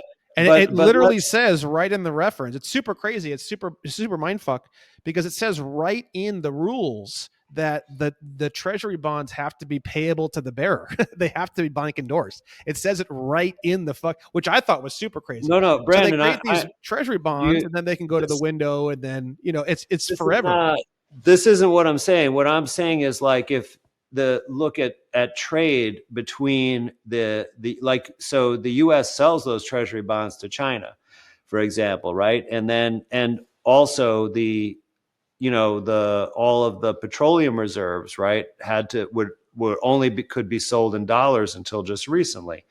But what if, the suddenly, like, a resource that we need from somewhere else, like what we almost all the world's rare earth metals, which are used in, all electronics and all of the electric vehicles and such, they come from China pretty much. So if China doesn't accept dollars anymore, right, for those Oh, I goods, see what you're for saying. example, right, then we won't be able to purchase them. We'll have to then go, buy some other thing and then use that to settle the transactions. And then if we don't have the resources, then we won't have electronic consumer goods for our population, right? So, like, this is how one country could fail, but the bankers and the elites will not be adversely affected because they'll know this is coming and they'll diversify their investments and play both sides. So they'll profit from the downfall of the US government, or an economic recession here, and they'll also profit from the boom, that then China says has, because now, like, the yuan is becoming more of a reserve currency. So other countries are, building up the value of the yuan by buying assets in it, or buying treasury, Chinese treasury notes or whatever, as debt instruments to finance their own operations. So, like, that's what I mean about the governments can play against each other in this international thing. You're right; they can print endless money, but they still need the trading partners in order to support their economy, right? Because people can't eat the paper money or the digital dollar credits, right? They have to be able to buy goods for those. So if we have, like, hyperinflation, which would result from these things, then, they'd essentially be somewhat worthless, and then we'd have to make some deals, in somebody else's favor to get back to, a reasonable economy. So I think we still are subject to those things, and it's hard to, like, that's on such a grand scale compared to what we're talking about, an individual, bogus debt instrument. And what's really happening is that the banks, not the government corporation per se, but the banks, they're benefiting every which way, Yeah. almost no matter what happens, because they're the ones that really are, can print uh, or have control of the money that's created by us or by the government, and such. And so they always get a piece of it. They're always profiting from it, no matter who else wins or loses. Yeah, and that's the craziest thing that people don't realize is that you can't. You're there. There is no. I mean, the only way you'd be able to really hit the banks hard is start getting criminal prosecution going and putting people in prison. But I'm telling you, I've talked to so many bankers and so many people. One guy had like 27 years in the banking industry on the phone, and even he didn't know the basics of this stuff. I mean, he knew there was a window. He told me, we usually only go to the window with like really large bundles of things. Yeah, He said bundles of our he said promissory notes. yeah, he said think of something like Care Credit. He's like, that's kind of like the thing. That's something where we would go to the window. He's like, and I said, well, how much promissory note or how much overall like flow or whatever would I need to get access to that window through you guys? And he said, well, we go to the window. It's something like, half a billion or something in flowing notes or what. But I could just tell he just didn't. I could just tell on the phone he didn't really He didn't know know. what he was talking And about. what He kind of knew some stuff. And then the other guy on the phone, he was a 15-year private banker. but are these He are was these just sitting there investment like, what bankers? the fuck are these guys talking about, bro? He was like blown away. He was like, this is the most crazy shit. This is the craziest conversation I've had 15 years as a banker. But are He these was like like, investment bankers, Brandon? the one guy was a private. So I asked my bank. I said, hey, I need like some private banking. I have some like advanced banking strategies that I would like to get some help with. So they put me on the phone with this guy, like 15 years, super cool, like really down to earth, kind of like surfer energy type guy. I thought that was really cool. And then I talked to him, and he was just like, bro, what the fuck is this? I had him like typing shit on his computer, and he was like, oh, dude, my mind. He literally told me on the phone, bro, my mind like is fucking melting, bro. He's like, I'm going to die, right? So by the end of the call, he was like, okay, this is like some seriously crazy shit. I'm gonna try to get you as far up the totem pole as I can possibly fucking get you. He's like, give me a few days. I said, dude, no fucking rush. Like, I'm not in no But rush. what did you tell him? I I mean, was did you showing him just show him like the UCC Federal Reserve Act, 9-307. I was showing him UCC stuff. I was showing him the the definition of secure United transaction? States. United States. No, the definition of United States, UCC 9-307H. And then I was describing what a Federal Reserve note is and how there's two parties, and how UCC 9-307 is talking about the location of the debtor of those two parties, which happens to be this person called the United States. And I was talking about unconditional promises to pay and stuff, but like in a really like low level, simple way. And I was like, okay, like when I create promissory notes and stuff like that, or I have other people promise to me, I can go to what's called the Federal Reserve discount window, and I can do as per 12 USC 412. You ever heard of the Federal Reserve discount window? He's like, no, I don't think I have. And I had him look up 12 USC 412, and we went through it together on the phone. And he was just like, bro, like I'm gonna like die if I go any farther. It's just too much, right? So what this guy who's touted as a private banker, what does he actually do normally? I don't know. Did you We ask didn't him? even know. I didn't even. But then he told me, he's like, okay, I'm going to get you with the highest level guy that I have access to. He's got like 27 years of experience in the bank. He's in Arizona. Let me call him and set up a time for a call. And I said, okay. And it was cool. I was like, dude, I'm not letting you rush. Like, you don't need to. And he's like, no, bro, this is so fucking badass. He's like, give me 2 fucking days, bro. Give me two fucking That days. doesn't sound like how No, I'm bankers serious. talk that I've I'm, talked to I know. before, I'm Frank. like, I'm dead, dude. I'm dead serious. And then This is like reminding me of Point Break. this guy got on the phone, and he starts talking to me, and that's the guy who we had the other conversation about the window, and like, yes, the window. And like, he didn't act like it was like weird or secret or anything. He's like, yeah, of course, a window. He's like, but that's for like, the way he acted, he was like, that's for like huge packages of like, and he didn't even really know like the terminology. He's like, that's for like big bundles of securities or whatever. He made it seem like it was for like he kept saying like, that's for when you package all the stuff up, and then you're gonna go and you go to the window with the package. He kept talking, and I just didn't. I'm like, what do you? Yeah, So yeah, but that could be the way that they do it in a big bank because it's just more efficient. that's But that. that's Yeah, not I what's just couldn't. required, though. Yeah, I couldn't. I said, yeah, but like, what's stopping me from doing the same thing on a smaller scale? He's like, well, we just wouldn't do it on a smaller scale. And I'm like, well, why wouldn't you do it on a smaller scale? And he's Well, like, you well, should have been like, what if I pay you a commission? I said that. I said, what if I give you guys 50%? What if I do? And he just got, he didn't get like weirded out by the conversation. He just got like, you know what, man? He's like, it's just not something we would really even really get into or entertain. He's like, it's cool to talk to someone about this stuff because like you never really hear anybody doing it. He's like, but it's just not something Well, we would did do you think unless. what if you write up 1,000 instruments and bundle them together? Yeah, I didn't. This was a long time ago. Long time. So Oh, I see. I was still kind of nude, and I didn't know how to really handle and address this whole bundling thing that he was talking about. So I just didn't really. But then after that phone call, the original guy, the 15-year guy, he got way more. His energy went way down, and he was like, "Sorry, man." He's like, "But this is just not something that uh, I'm going to be able to talk to you anymore, blah, blah." But it wasn't like the energy wasn't like someone called him and told him to quit talking to this guy. He was just like, he just, his activity, his behavior was just, I don't know anything about any of this. I did what I Yeah, yeah. could.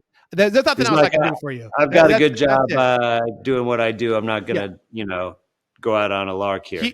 So that was and then obviously I got a guy who lives in this building who's been banking with Chase. He's just a floor banker, but he used to work at the. I think he used to work at the Manhattan branch, the main branch in New York. I could be wrong, but he's been in banking industry for 15 years. He doesn't know any of this stuff at all. Um, I've talked to a bunch of guys. Anytime I get access to any banker, I got and they don't even know what a So negotiable instrument is. look, Brandon, I would go for, if you want to like continue to talk to people at banks, I would find the folks who set up the mortgage-backed securities, because the if you ever seen how those are structured, No.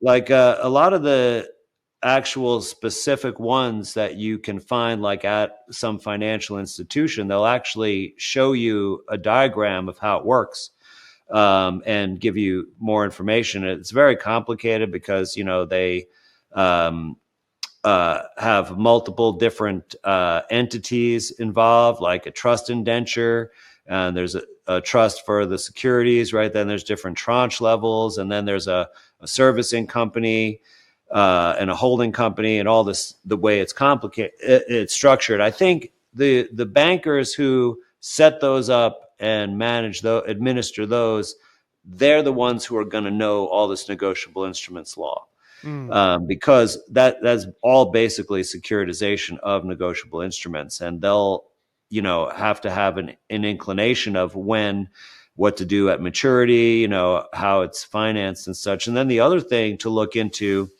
is repurchasing facilities, or repo. Have you become familiar with all that? Like, do you remember there was a repo crisis right at the onset of COVID?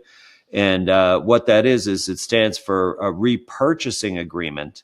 And so you would have a financial institution that would be taking promissory notes, but they're not a Federal Reserve member bank, for example. And so they either have to go to a member bank to go to the reserve window to finance the loan, right? Because they don't have the loan assets. It's created by the note. But another option they have is they go to a repurchasing facility, and these are by some big financial entities that have these, and they enter into a contract where they sell the note to that facility. That facility funds it, right? And then on the contract, they have to, based on certain conditions in the future, repurchase that note from the purchasing facility. So it's kind of like they're taking a loan. And then, of course, they're going to service the loan and get paid principal plus interest, so they'll still make a profit. And then the repurchasing facility is probably going to securitize it and make a profit that way. And then, like, based on, usually if there's a default, they have to repurchase it, which they wouldn't be happy about necessarily. That's what I caused in my case. Or they would repurchase it at maturity or some other point in time. But it's those repurchasing facilities that they probably bundle up these things, because they're doing these contracts, probably 1,000 contracts a week or something, who knows what, depending on how big it is. So if they go, for each transaction, kind of like if you're, a local retail business, like a hardware store or whatever, you're not going to take your, cash out of your drawer every single day and go to the bank and make a deposit every day. You're going to probably save up your deposits and go once a week. I think that's what they're doing. They're like saving up all their instruments that they get, their securities, packaging them up together and doing one trip to the bank. Yeah. And then, and that's the way it's practical for them. And yeah, that guy, he can't think about scaling it down because, he's like, oh, that wouldn't be profitable. All right. All right. No, Well, it was the conversation was just he just never seen it done. it's Any concrete. Yeah, he of just course never not. seen it. He just never. It just that's just what you do. That's what you do. It wasn't like he just couldn't think with. It's like all you see is red cars, and someone talks to you about a blue car, and you're like, I don't think so. Yeah. I've never seen that. It's not that you Well, couldn't have a blue car. It's just he's just never seen a blue car in 28 years. He's only seen the stuff comes in, like you said, and then it gets yeah. bundled, and then it goes to the window, and then stuff comes in, and then it gets bundled, and then it goes to the window. That's all he's ever seen. Or, it's like someone who, they do surgery all the time, and, somebody has appendicitis, they take their appendix out over and over again. They never think, what would happen if I didn't do surgery on this person? Yeah. Turns out that they'd probably be fine, but they never even consider it, right? But So the so reason why yeah, the story is so fascinating, though, is because it wasn't like he was treating me like a sovereign citizen or a conspiracy theorist or a weirdo.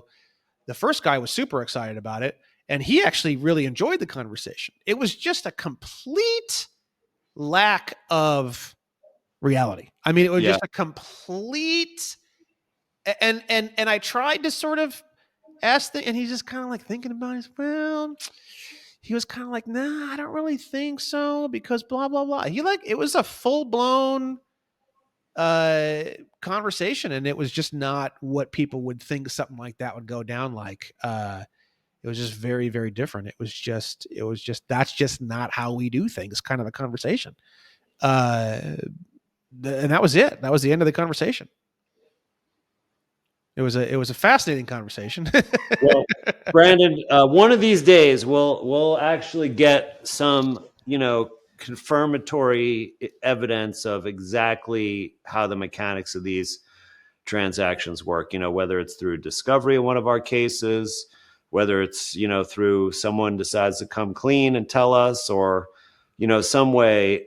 I think that's the kind of the real underlying truth that we really want to know is, we can find the stuff in the law, but how does it, what's the mechanics of it in day-to-day banking life, and who exactly are the people in the know about how it really works, and how do they keep everyone else so in the dark when these laws are printed on government websites. Anyone can look at these things and see how it works, at least in the spirit of the law.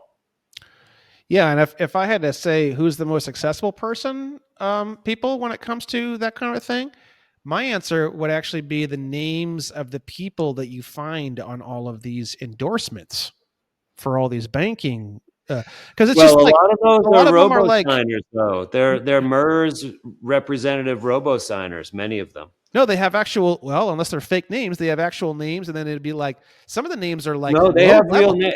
Haven't you seen this research on this, where they would find the same name on endorsements from a bunch of different banks, like on hundreds of instruments, and they would say that they were vice president of this bank and vice president of that bank, and they would be like vice president of a dozen banks, and they were just robo signers, and they just fabricate those titles, or their titles on paper, but really they're a professional signer. I mean, there's an interview out there with somebody who did this job talking about it, No shit. that I saw. So, I mean, that's a good idea, and there may be some instances where that is a legitimate, person that would be, in the know. But another place is, if you look at the trust indenture um, documents. So this, you have to look at the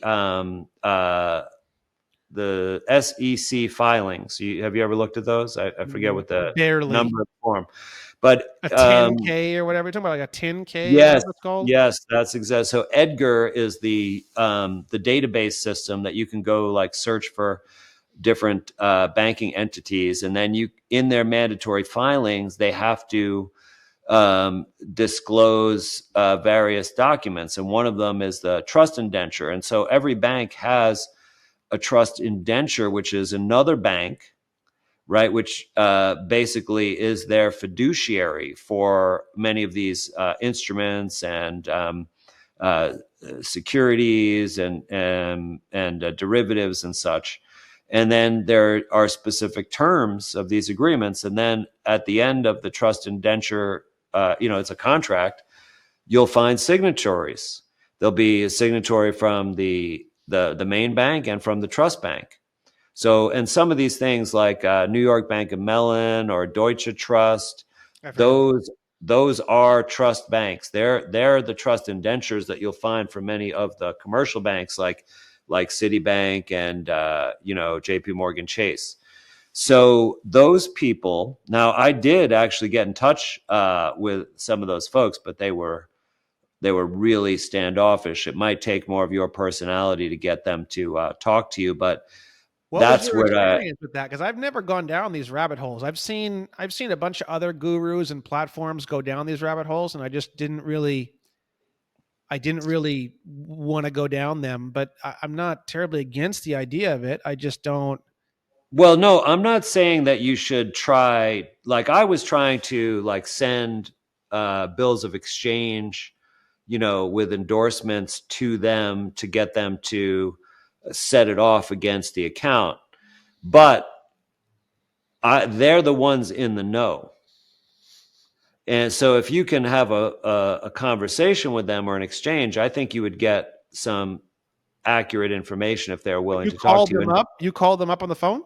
I got an email address, and I direct emailed them, and they replied. But the thing is, I was trying to do business with them. I wasn't just like wanting to ask them some information. And so they might have just been trying to defend against me because they thought they might get in trouble or something like that. Hmm. You know what I mean? Like, that you always have to use litigation. You can never get the bank to follow the law in any way. And this was the bank. So, they were perceiving I was trying to get them to do something. And so I think that's why but they did answer my emails. Uh, so I think it was clear that they understand how this whole situation works. Hmm. But so if you can find someone like that, I mean, they might have branches out in LA. You might even be able to, kind of go there and say, oh, I'm doing uh, I'm a journalist researching banking, and I'd like to find out more about trust indentures. And, do you have someone who would just have a general conversation? I'm not trying to find any corporate secrets. I'm not a customer. Huh. I bet you could. Can you open up bank accounts with these trust indenture banks? They only have certain types of investment accounts and such. So you can go on their website and see all their services. Like go to New York Bank and Mellon or Deutsche Bank. I mean, Deutsche Bank is a huge conglomerate, so they have different sectors. So you'd have to find their, Deutsche Bank Trust Company, not the other Deutsche Bank, Inc. or NC or whatever. Hmm. Yeah, I've just never gone down. I've heard of a lot of people sending a lot of stuff in and 10Ks and trust indentures and send them stuff in the mail to get them to try to perform like what you're saying on a bill of exchange to pay an account for someone that they have a fiduciary responsibility for because the original corporation, such as Bank of America, doesn't necessarily have a fiduciary responsibility to actually process these bills of exchange, and you have to send it to Yeah, them. that's the reasoning, and I wasn't successful doing that. I'm not saying you couldn't be, but it is clear that that's a different type of banker, a different type of bank, totally. Hmm. It's not like you go into your local, branch of Wells Fargo or whatever, and they're a teller. All they have to get authorization just to give you cash out of your own account. This is like a place where everybody that works at this place, there's no tellers, there's like the mailroom people, and then there's some secretaries, but everyone there is like a vice president, and they probably have like hundreds of vice presidents, and they know what's going on with this kind of banking, banking at this level. So if you can find someone to talk to in that kind of an institution, you're going to get a much different conversation, I think, than those ones you got in the past. Hmm.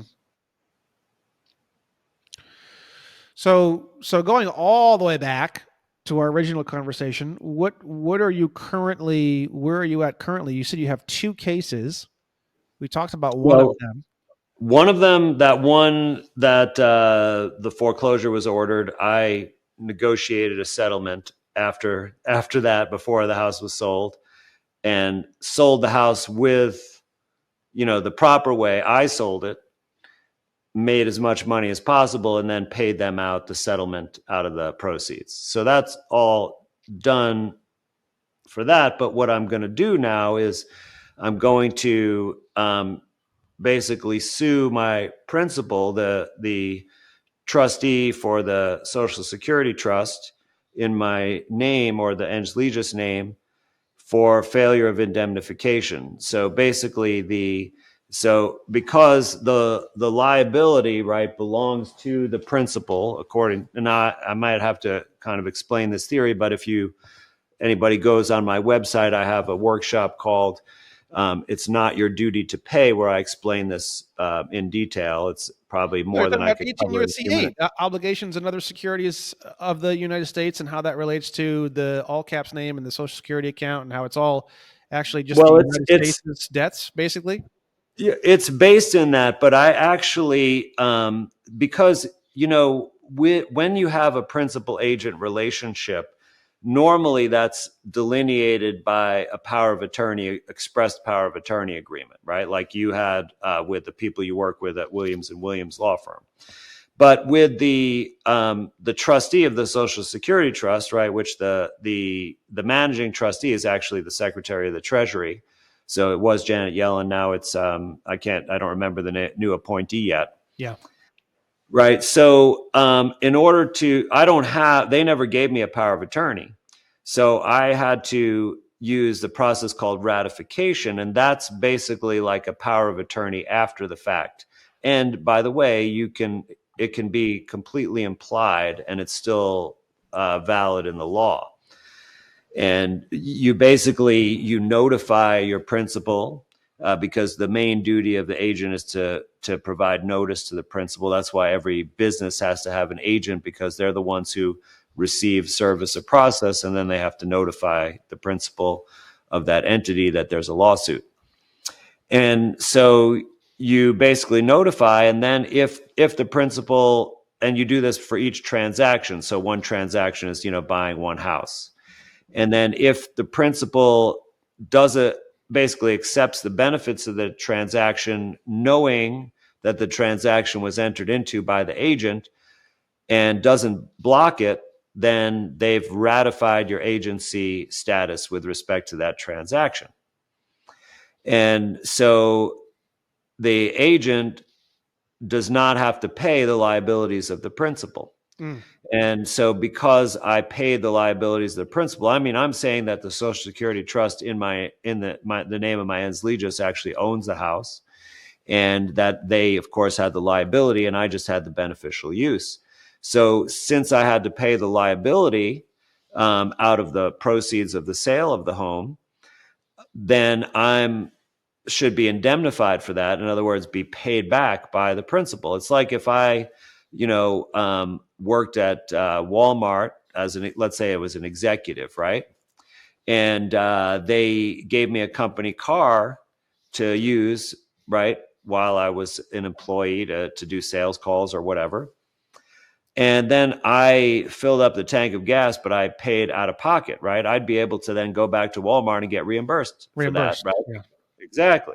So that would be indemnification. Indemnification is you're paid back for an expense that's not yours. I've heard of people trying to do this through the IRS, and I don't think I've ever seen anyone necessarily succeed in it, but I know there's groups of people who do exactly what you're talking about through the IRS. Well, Through I'm not IRS. sure how this would relate to the IRS because, Well, they get um, indemnified by saying that they spent all this when they shouldn't have. It was actually like a obligation of the United States through the Social Security number or whatever, and then they file like 1040 OIDs and 1040 Vs, and it's a payment voucher, and they're supposed to make the payment voucher out. So basically, like the same yeah. So idea.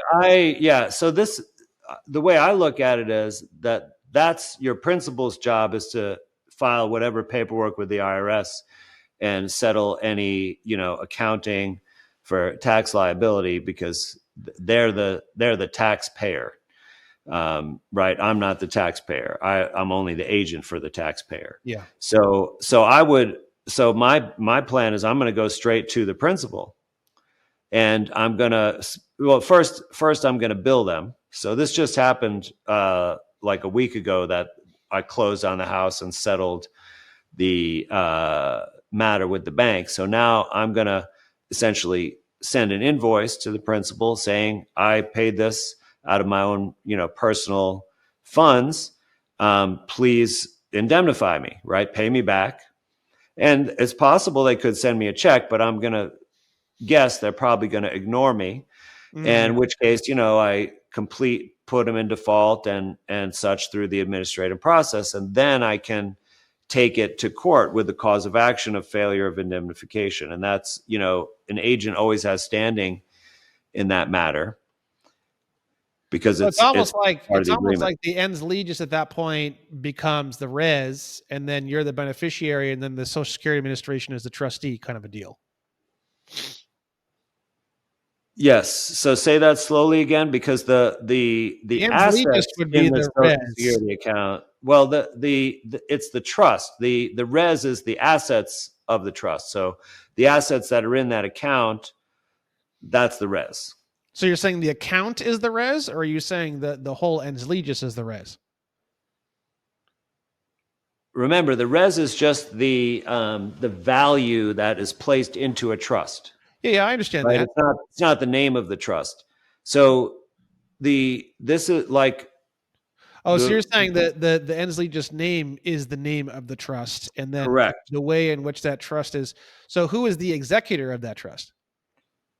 Well, that would be the Department of Health and Human Services? no, it's it's either the state government or it's the Social Security Administration.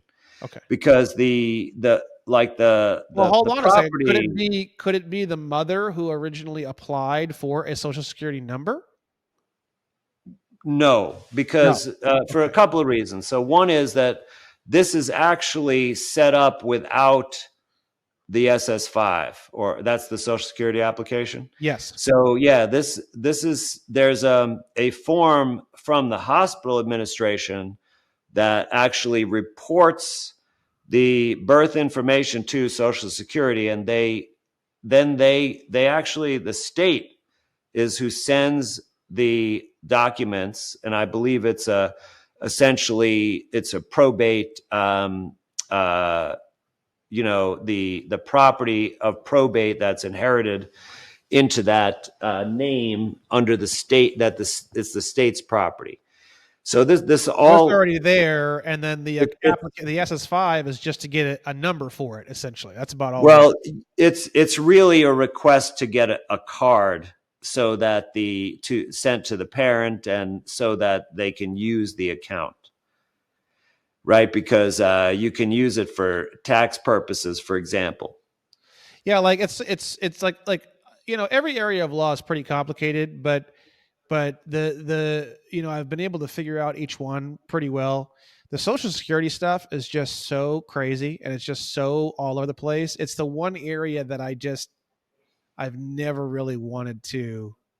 I've never seen anyone get anything done going in that direction. I'm not saying that you won't. If there's anybody that will, I have confidence that they can get it done, as you. But it's just such a wildly overcomplicated. It's just craziness. Like the financial stuff, like you look at it from like out here and you're like, oh my God, it's so complicated. But then you get into it and it simplifies down to like the craziest simplicity ever. You've got two types of negotiable instruments, and you've got the window, and like that's it. And you've got endorsements, and it's like that's pretty much the whole package right there, right? Brandon, let me ask you this. Have you ever looked at the micro print on a check signature line? Yeah, of course. Authorized signature, yeah. So why does it say authorized signature there? Well, if you look up the definition of authorized signature, it says because you're signing on, it's someone signing on behalf of an entity. Exactly. But isn't that supposed to be your account, not an entity's account, right? Yeah, they say personal, but now that we understand what the word person means, personal, right? Right. So personal account.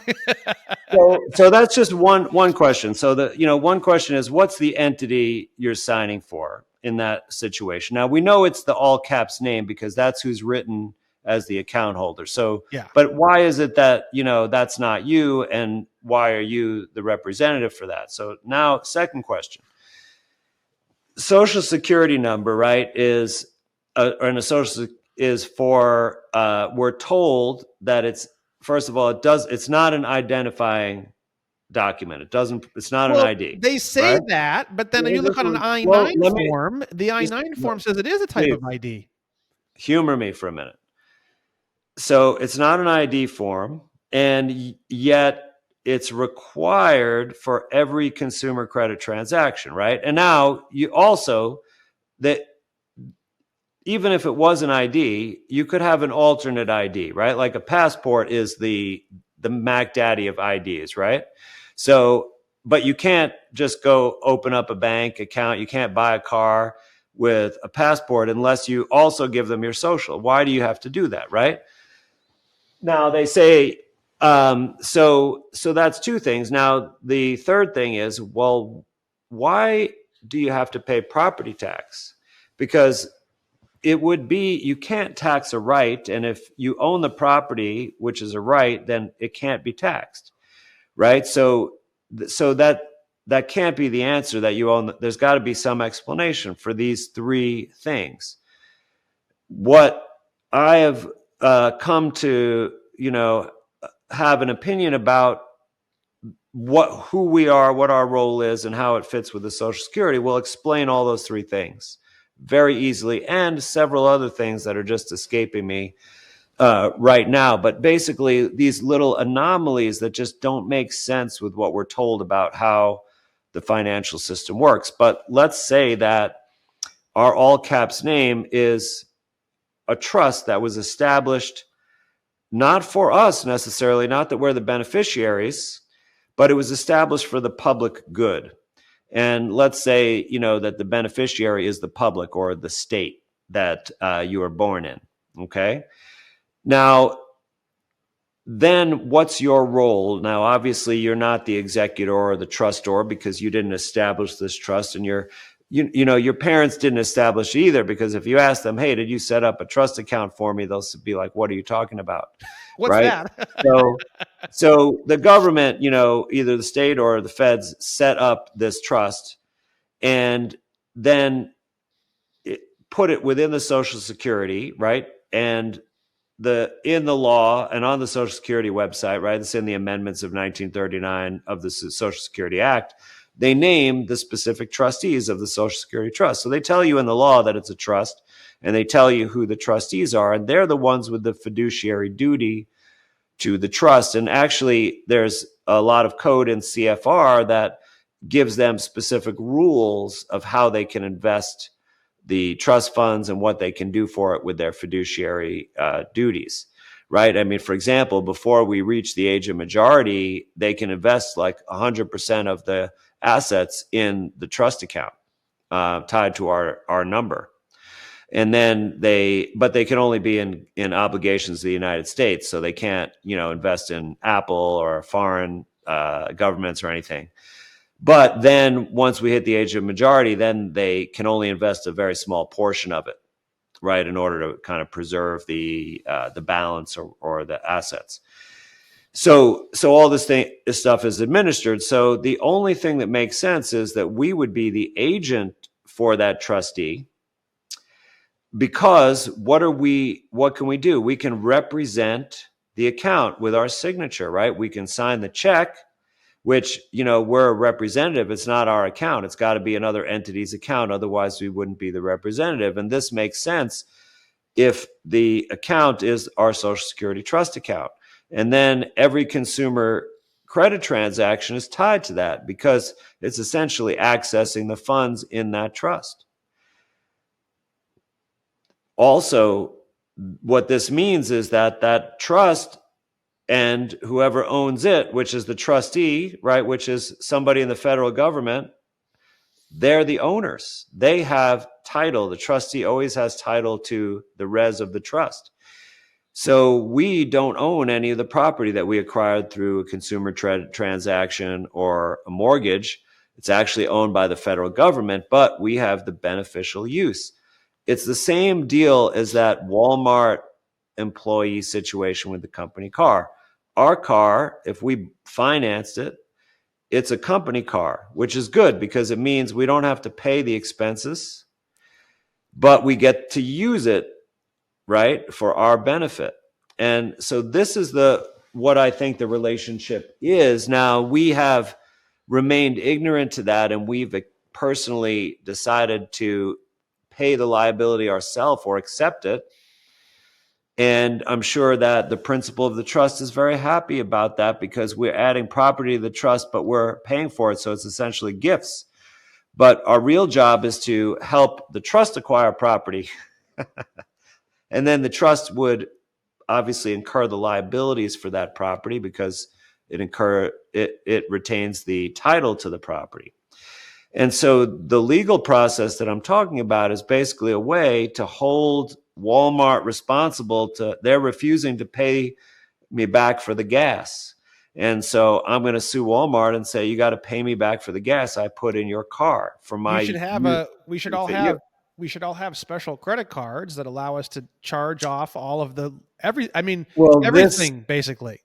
that's right. And if you ever heard of the mysterious black Black card, card from the that's what treasury? I Yeah, I've heard that's of it. what I think it is. Yeah. This now I'm not saying they're going to give me one, right? But I think if I sue them successfully, they're not going to want to keep defending themselves in court. So they're going to have to work out some deal with me to allow me to do my agent business without incurring personal liability, erroneously. And so this is what I'm going to do next. And I think I'm going to actually stall my other foreclosure case so that I could do this for that case as well. Huh. Okay. Um, because they're about to offer me a loan modification, which would make the foreclosure go away. And that would buy me, as much time as I want to pay them, whatever the loan modification is. And then I could get reimbursed for all of those funds anyway because of indemnification. It's interesting. I know one guy who got one of those black cards. Me Somebody too. who and he got it and he told me I think I talked about it on a show, but I'm wondering if maybe we talked about it before we started recording. So I'm not too sure if I should say his name. I'm not too sure what I could say, but I can remember the story. He did all this stuff. It was way back in like the late 80s, early 90s, maybe even mid 80s. He did all this stuff. He got the black card, but other people got the black card too, and they used it, and people started like disappearing and stuff. So he had this black card, and he had it in his drawer for like 20 years. He never used it, not once. So it's so funny because the guy that I know who got one too also was afraid to use it. Yeah, Now, but I think, but like I think that's pretty crazy. I think what may have happened is because back then uh, was like the wild west of what we're doing now. Like oh we're, God, I beyond. mean, it's still pretty wild now, but they were really some people there, and I think many of those folks actually like committed fraud or other crimes, Not and knowing it even well. because I don't think they were there's being so as much going careful. on. Yeah, I don't think they were possibly being as careful. And maybe somebody was being greedy too. I'm not sure. But I think if you get issued one of those, it's obviously meant to be used, but it probably comes with rules. don't go And if buying you, 1,400 cars in a weekend or something like that kind of a well, thing. it could be something that simple. But I think that what happened is that they didn't follow the rules or use it appropriately. And now maybe they didn't issue the rules and you had to ask. Maybe you had to say, hey, thank you for sending this to me. Can you provide some guidance about how to use it? Yeah, Maybe they exactly. just tried to use it I'll without tell you the right guidance, now. I'll tell you right now. I don't care who's at my door. You kill me or sue me. I'm using that fucking black card. I'll be flying through Barbados, man. There'll be pina coladas and women everywhere. Like they couldn't stop me. The only way to stop me is a bullet between the eyes, bro. That's the only thing you can stop me from using that Well, thing. Brandon, in the proclamations and acts of 1933, that the U.S.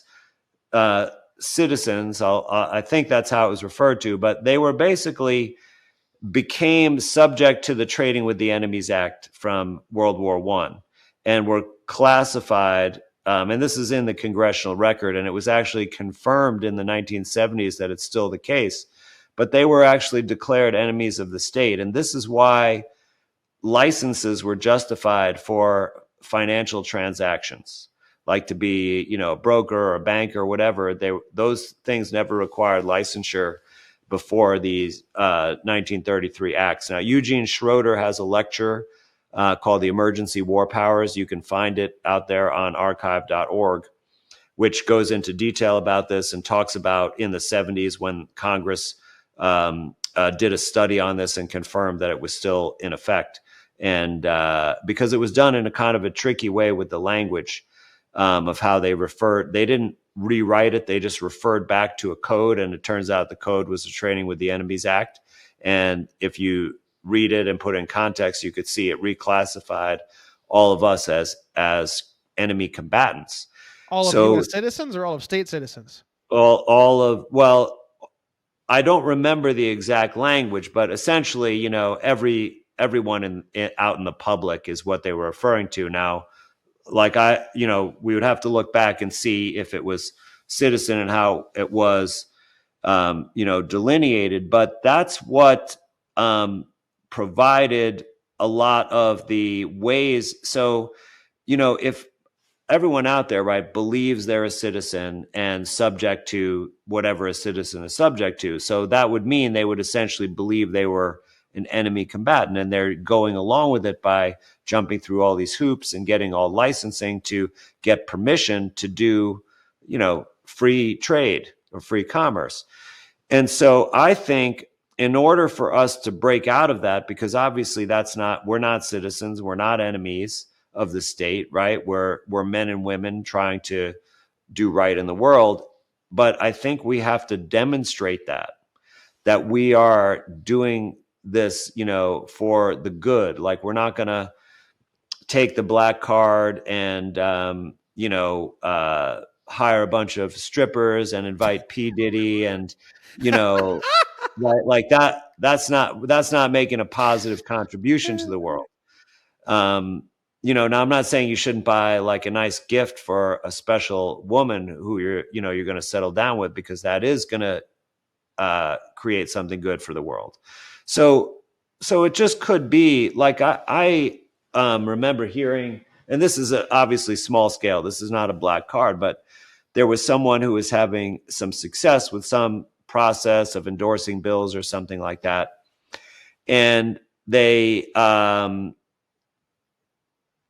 what did they do? They got money back from somewhere, and instead of just using the money to do what they want, they bought tools with the money and then resold the tools on eBay for a profit.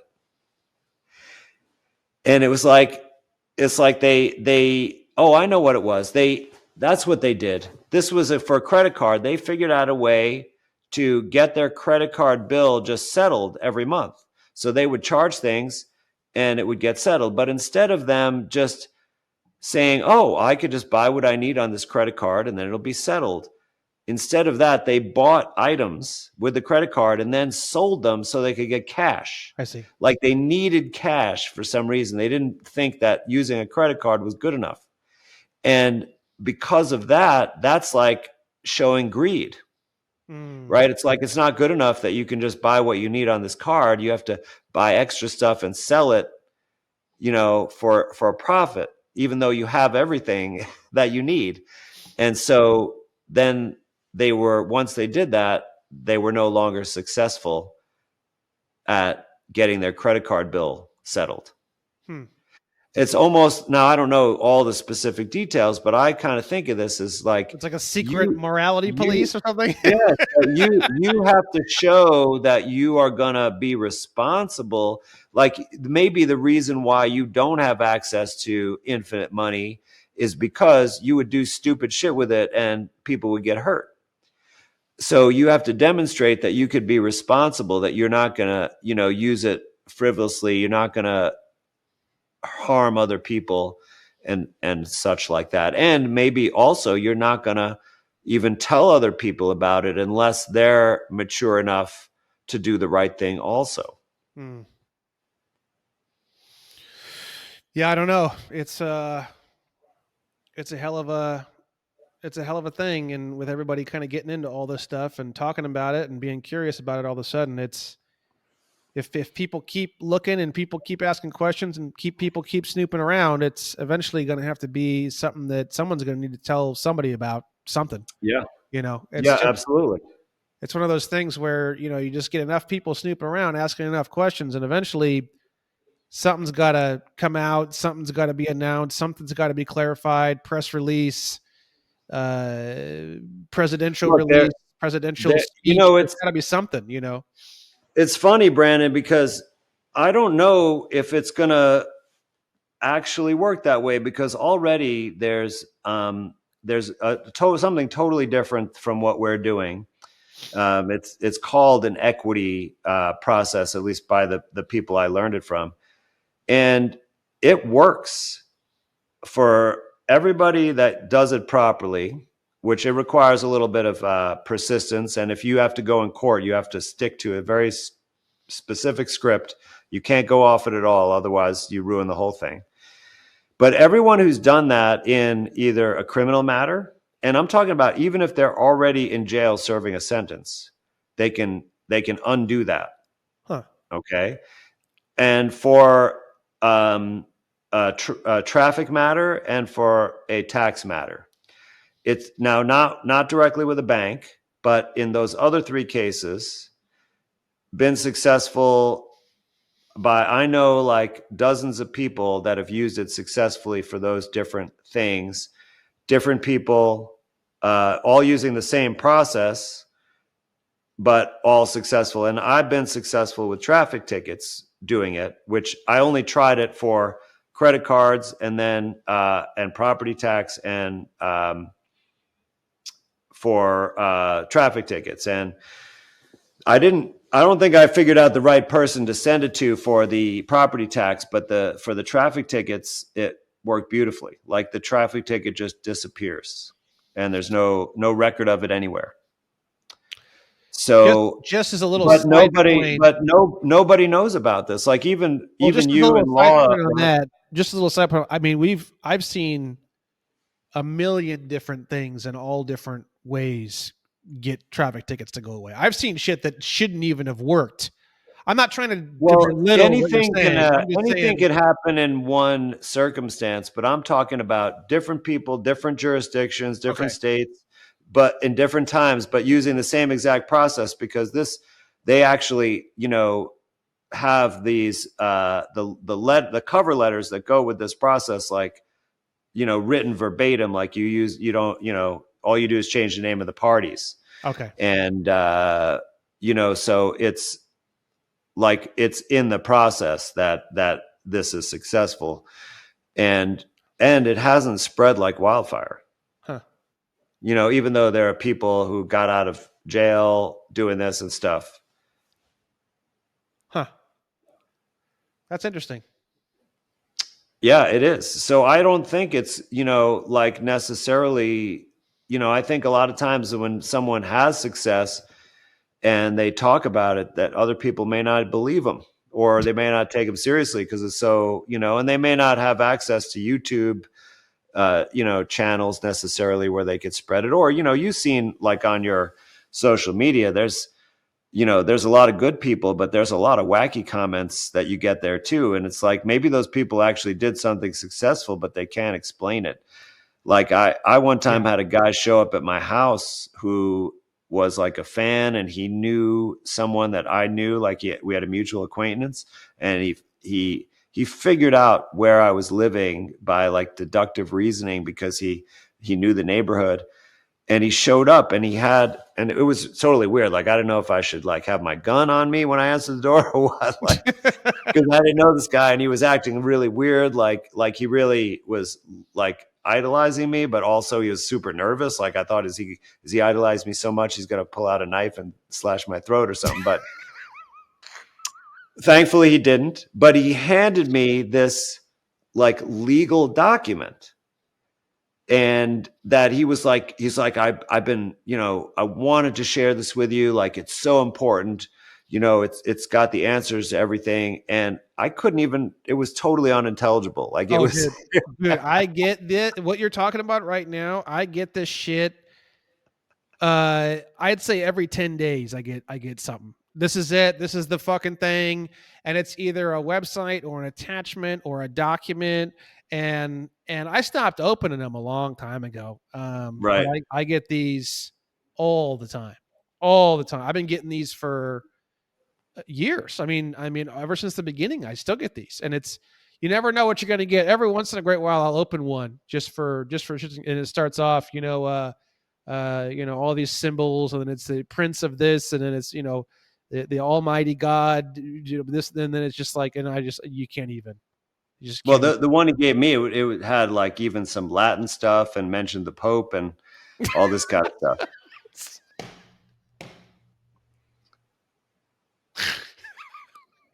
I mean, I'm not saying the Pope is not involved in the legal system, but probably not going to be interacting directly with me.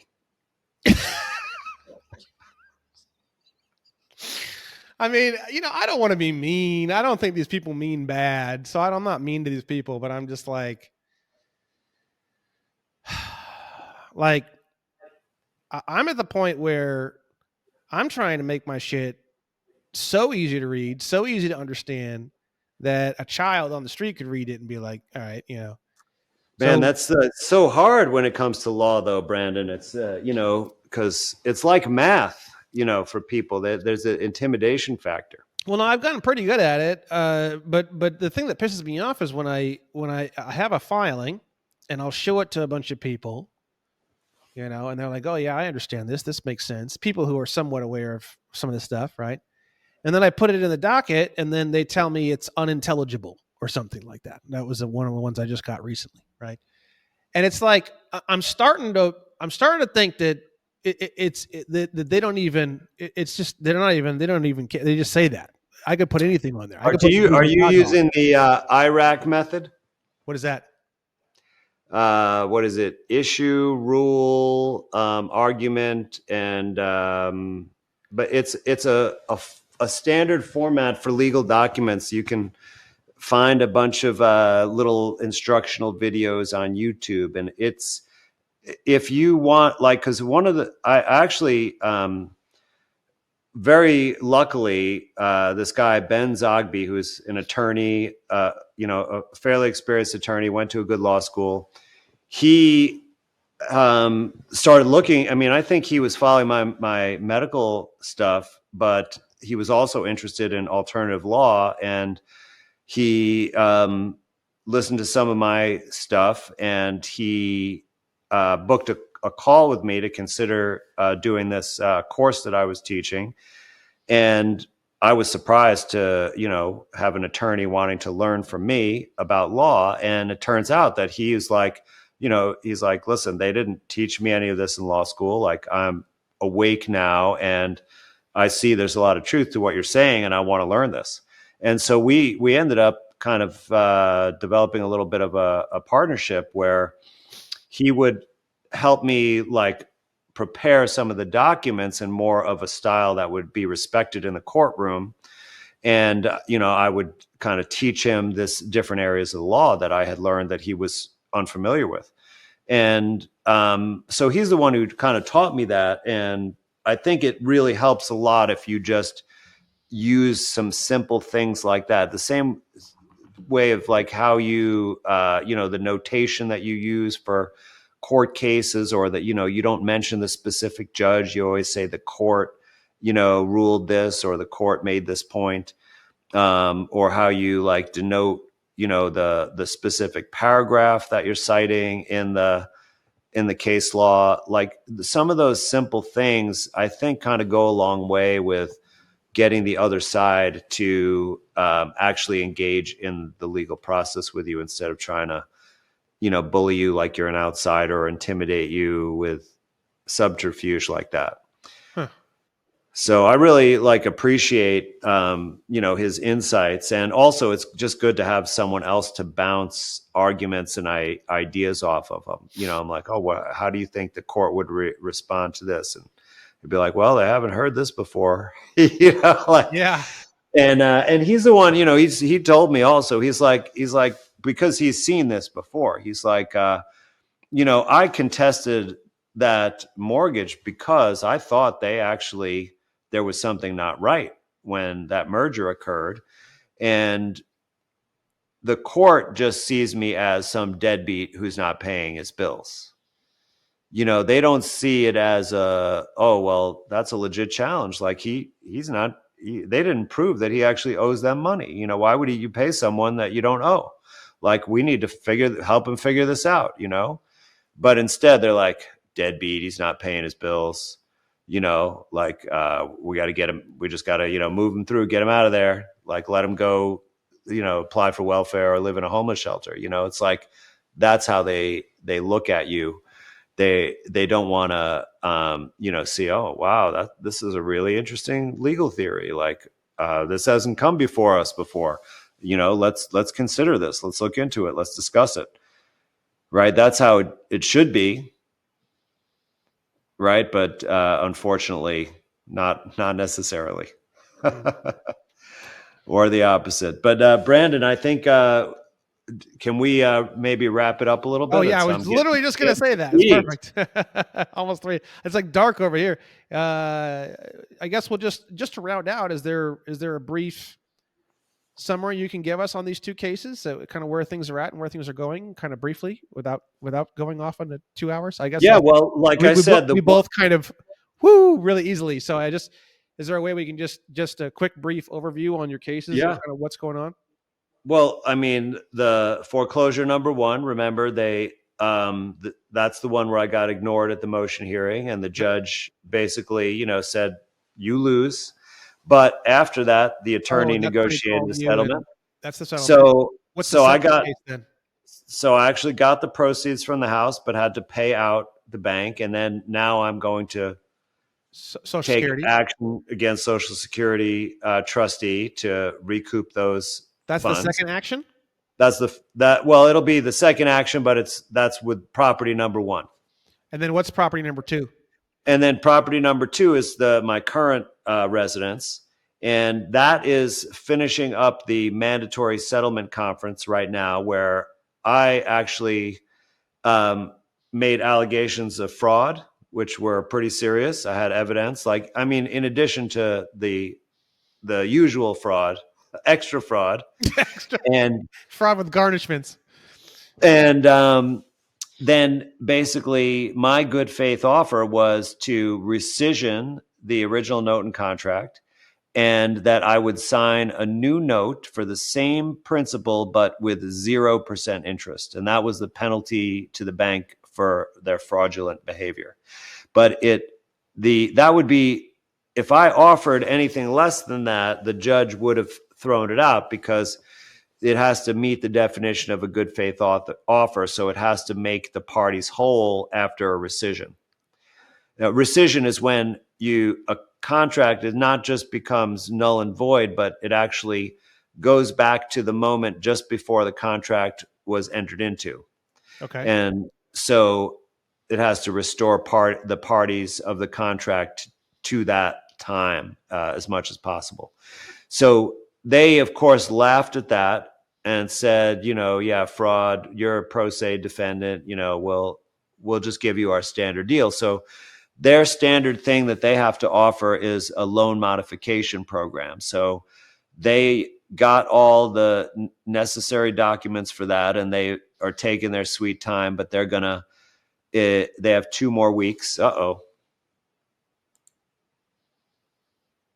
They have 2 more weeks to make me an offer, and which is, you know, either some kind of lower monthly payment or a way to basically get out of default in a way that I could afford, and then that will stop the foreclosure. Now, if I don't take that, I already filed a motion to dismiss based on an improper uh, disclosure, which is required before a bank forecloses on a homeowner, and that should get the case dismissed without prejudice, because there's it's very cut and dry. Like every appeals court case, they just automatically dismiss if you didn't do this disclosure right. And they didn't do it right in 3 different ways. So, like, for example, they're supposed to give three lending counseling agencies in the county where the property is situated, and they only gave one in the county. They're supposed to send the notice with service of process. They didn't file any affidavit of process of service, right? And then there's another violation that's a little slightly more nuanced, but those two, there are dismissals in the appeals court just based on one of those, and there's both of them. So that would just delay things further, because they would then redo the disclosure, wait 90 days, and then refile. So Okay. it would essentially drag it out another, delay it another 4 to 6 months. But then I have many strategies after that, because there's the fraud. And like one thing they did was they gave me a rate lock, and which locks in the rate for 60 days, right? So that way you can guarantee that if the rates go up, you still have the lower rate that you're locked in at. And then they snuck in a second rate lock the next day, but at a higher rate. And that violated the original rate lock. And they just kind of, I didn't notice because there was a lot going on that time, and it was like 2 notices consecutive days. But the second rate lock, which was fraudulent, was $140,000 of interest added to the loan. Huh. So in other words, like by doing that, they made an extra 140,000. And then there was also the underwriting process. They get this uniform mortgage application, and that is supposed to use to make the decision about the loan. And it has your figures, like how much money do you make, how much money do you owe, do you have an other mortgage, all those things. And they had me fill out 3 of those, and each time they juggled the numbers, basically. So even including fraudulently, like they made up numbers, or they knew about something and they left it off on purpose. And it was to basically meet the underwriting standards to fund the loan. So in other words, I actually didn't qualify for the loan, but they tweaked it to give me a loan I couldn't afford. And that violates the Truth in Lending Act, and plus it's fraudulent and such. So there's a bunch of fraud issues like that.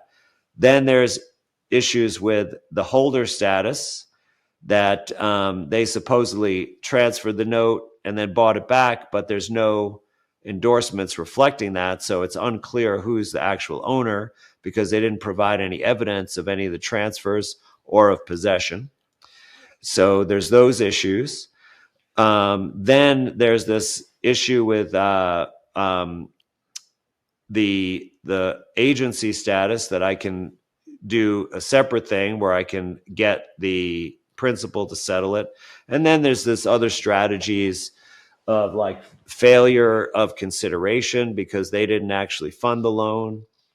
And also there's a new strategy I learned where you can place an easement with the right of use that covers like 98% of your property.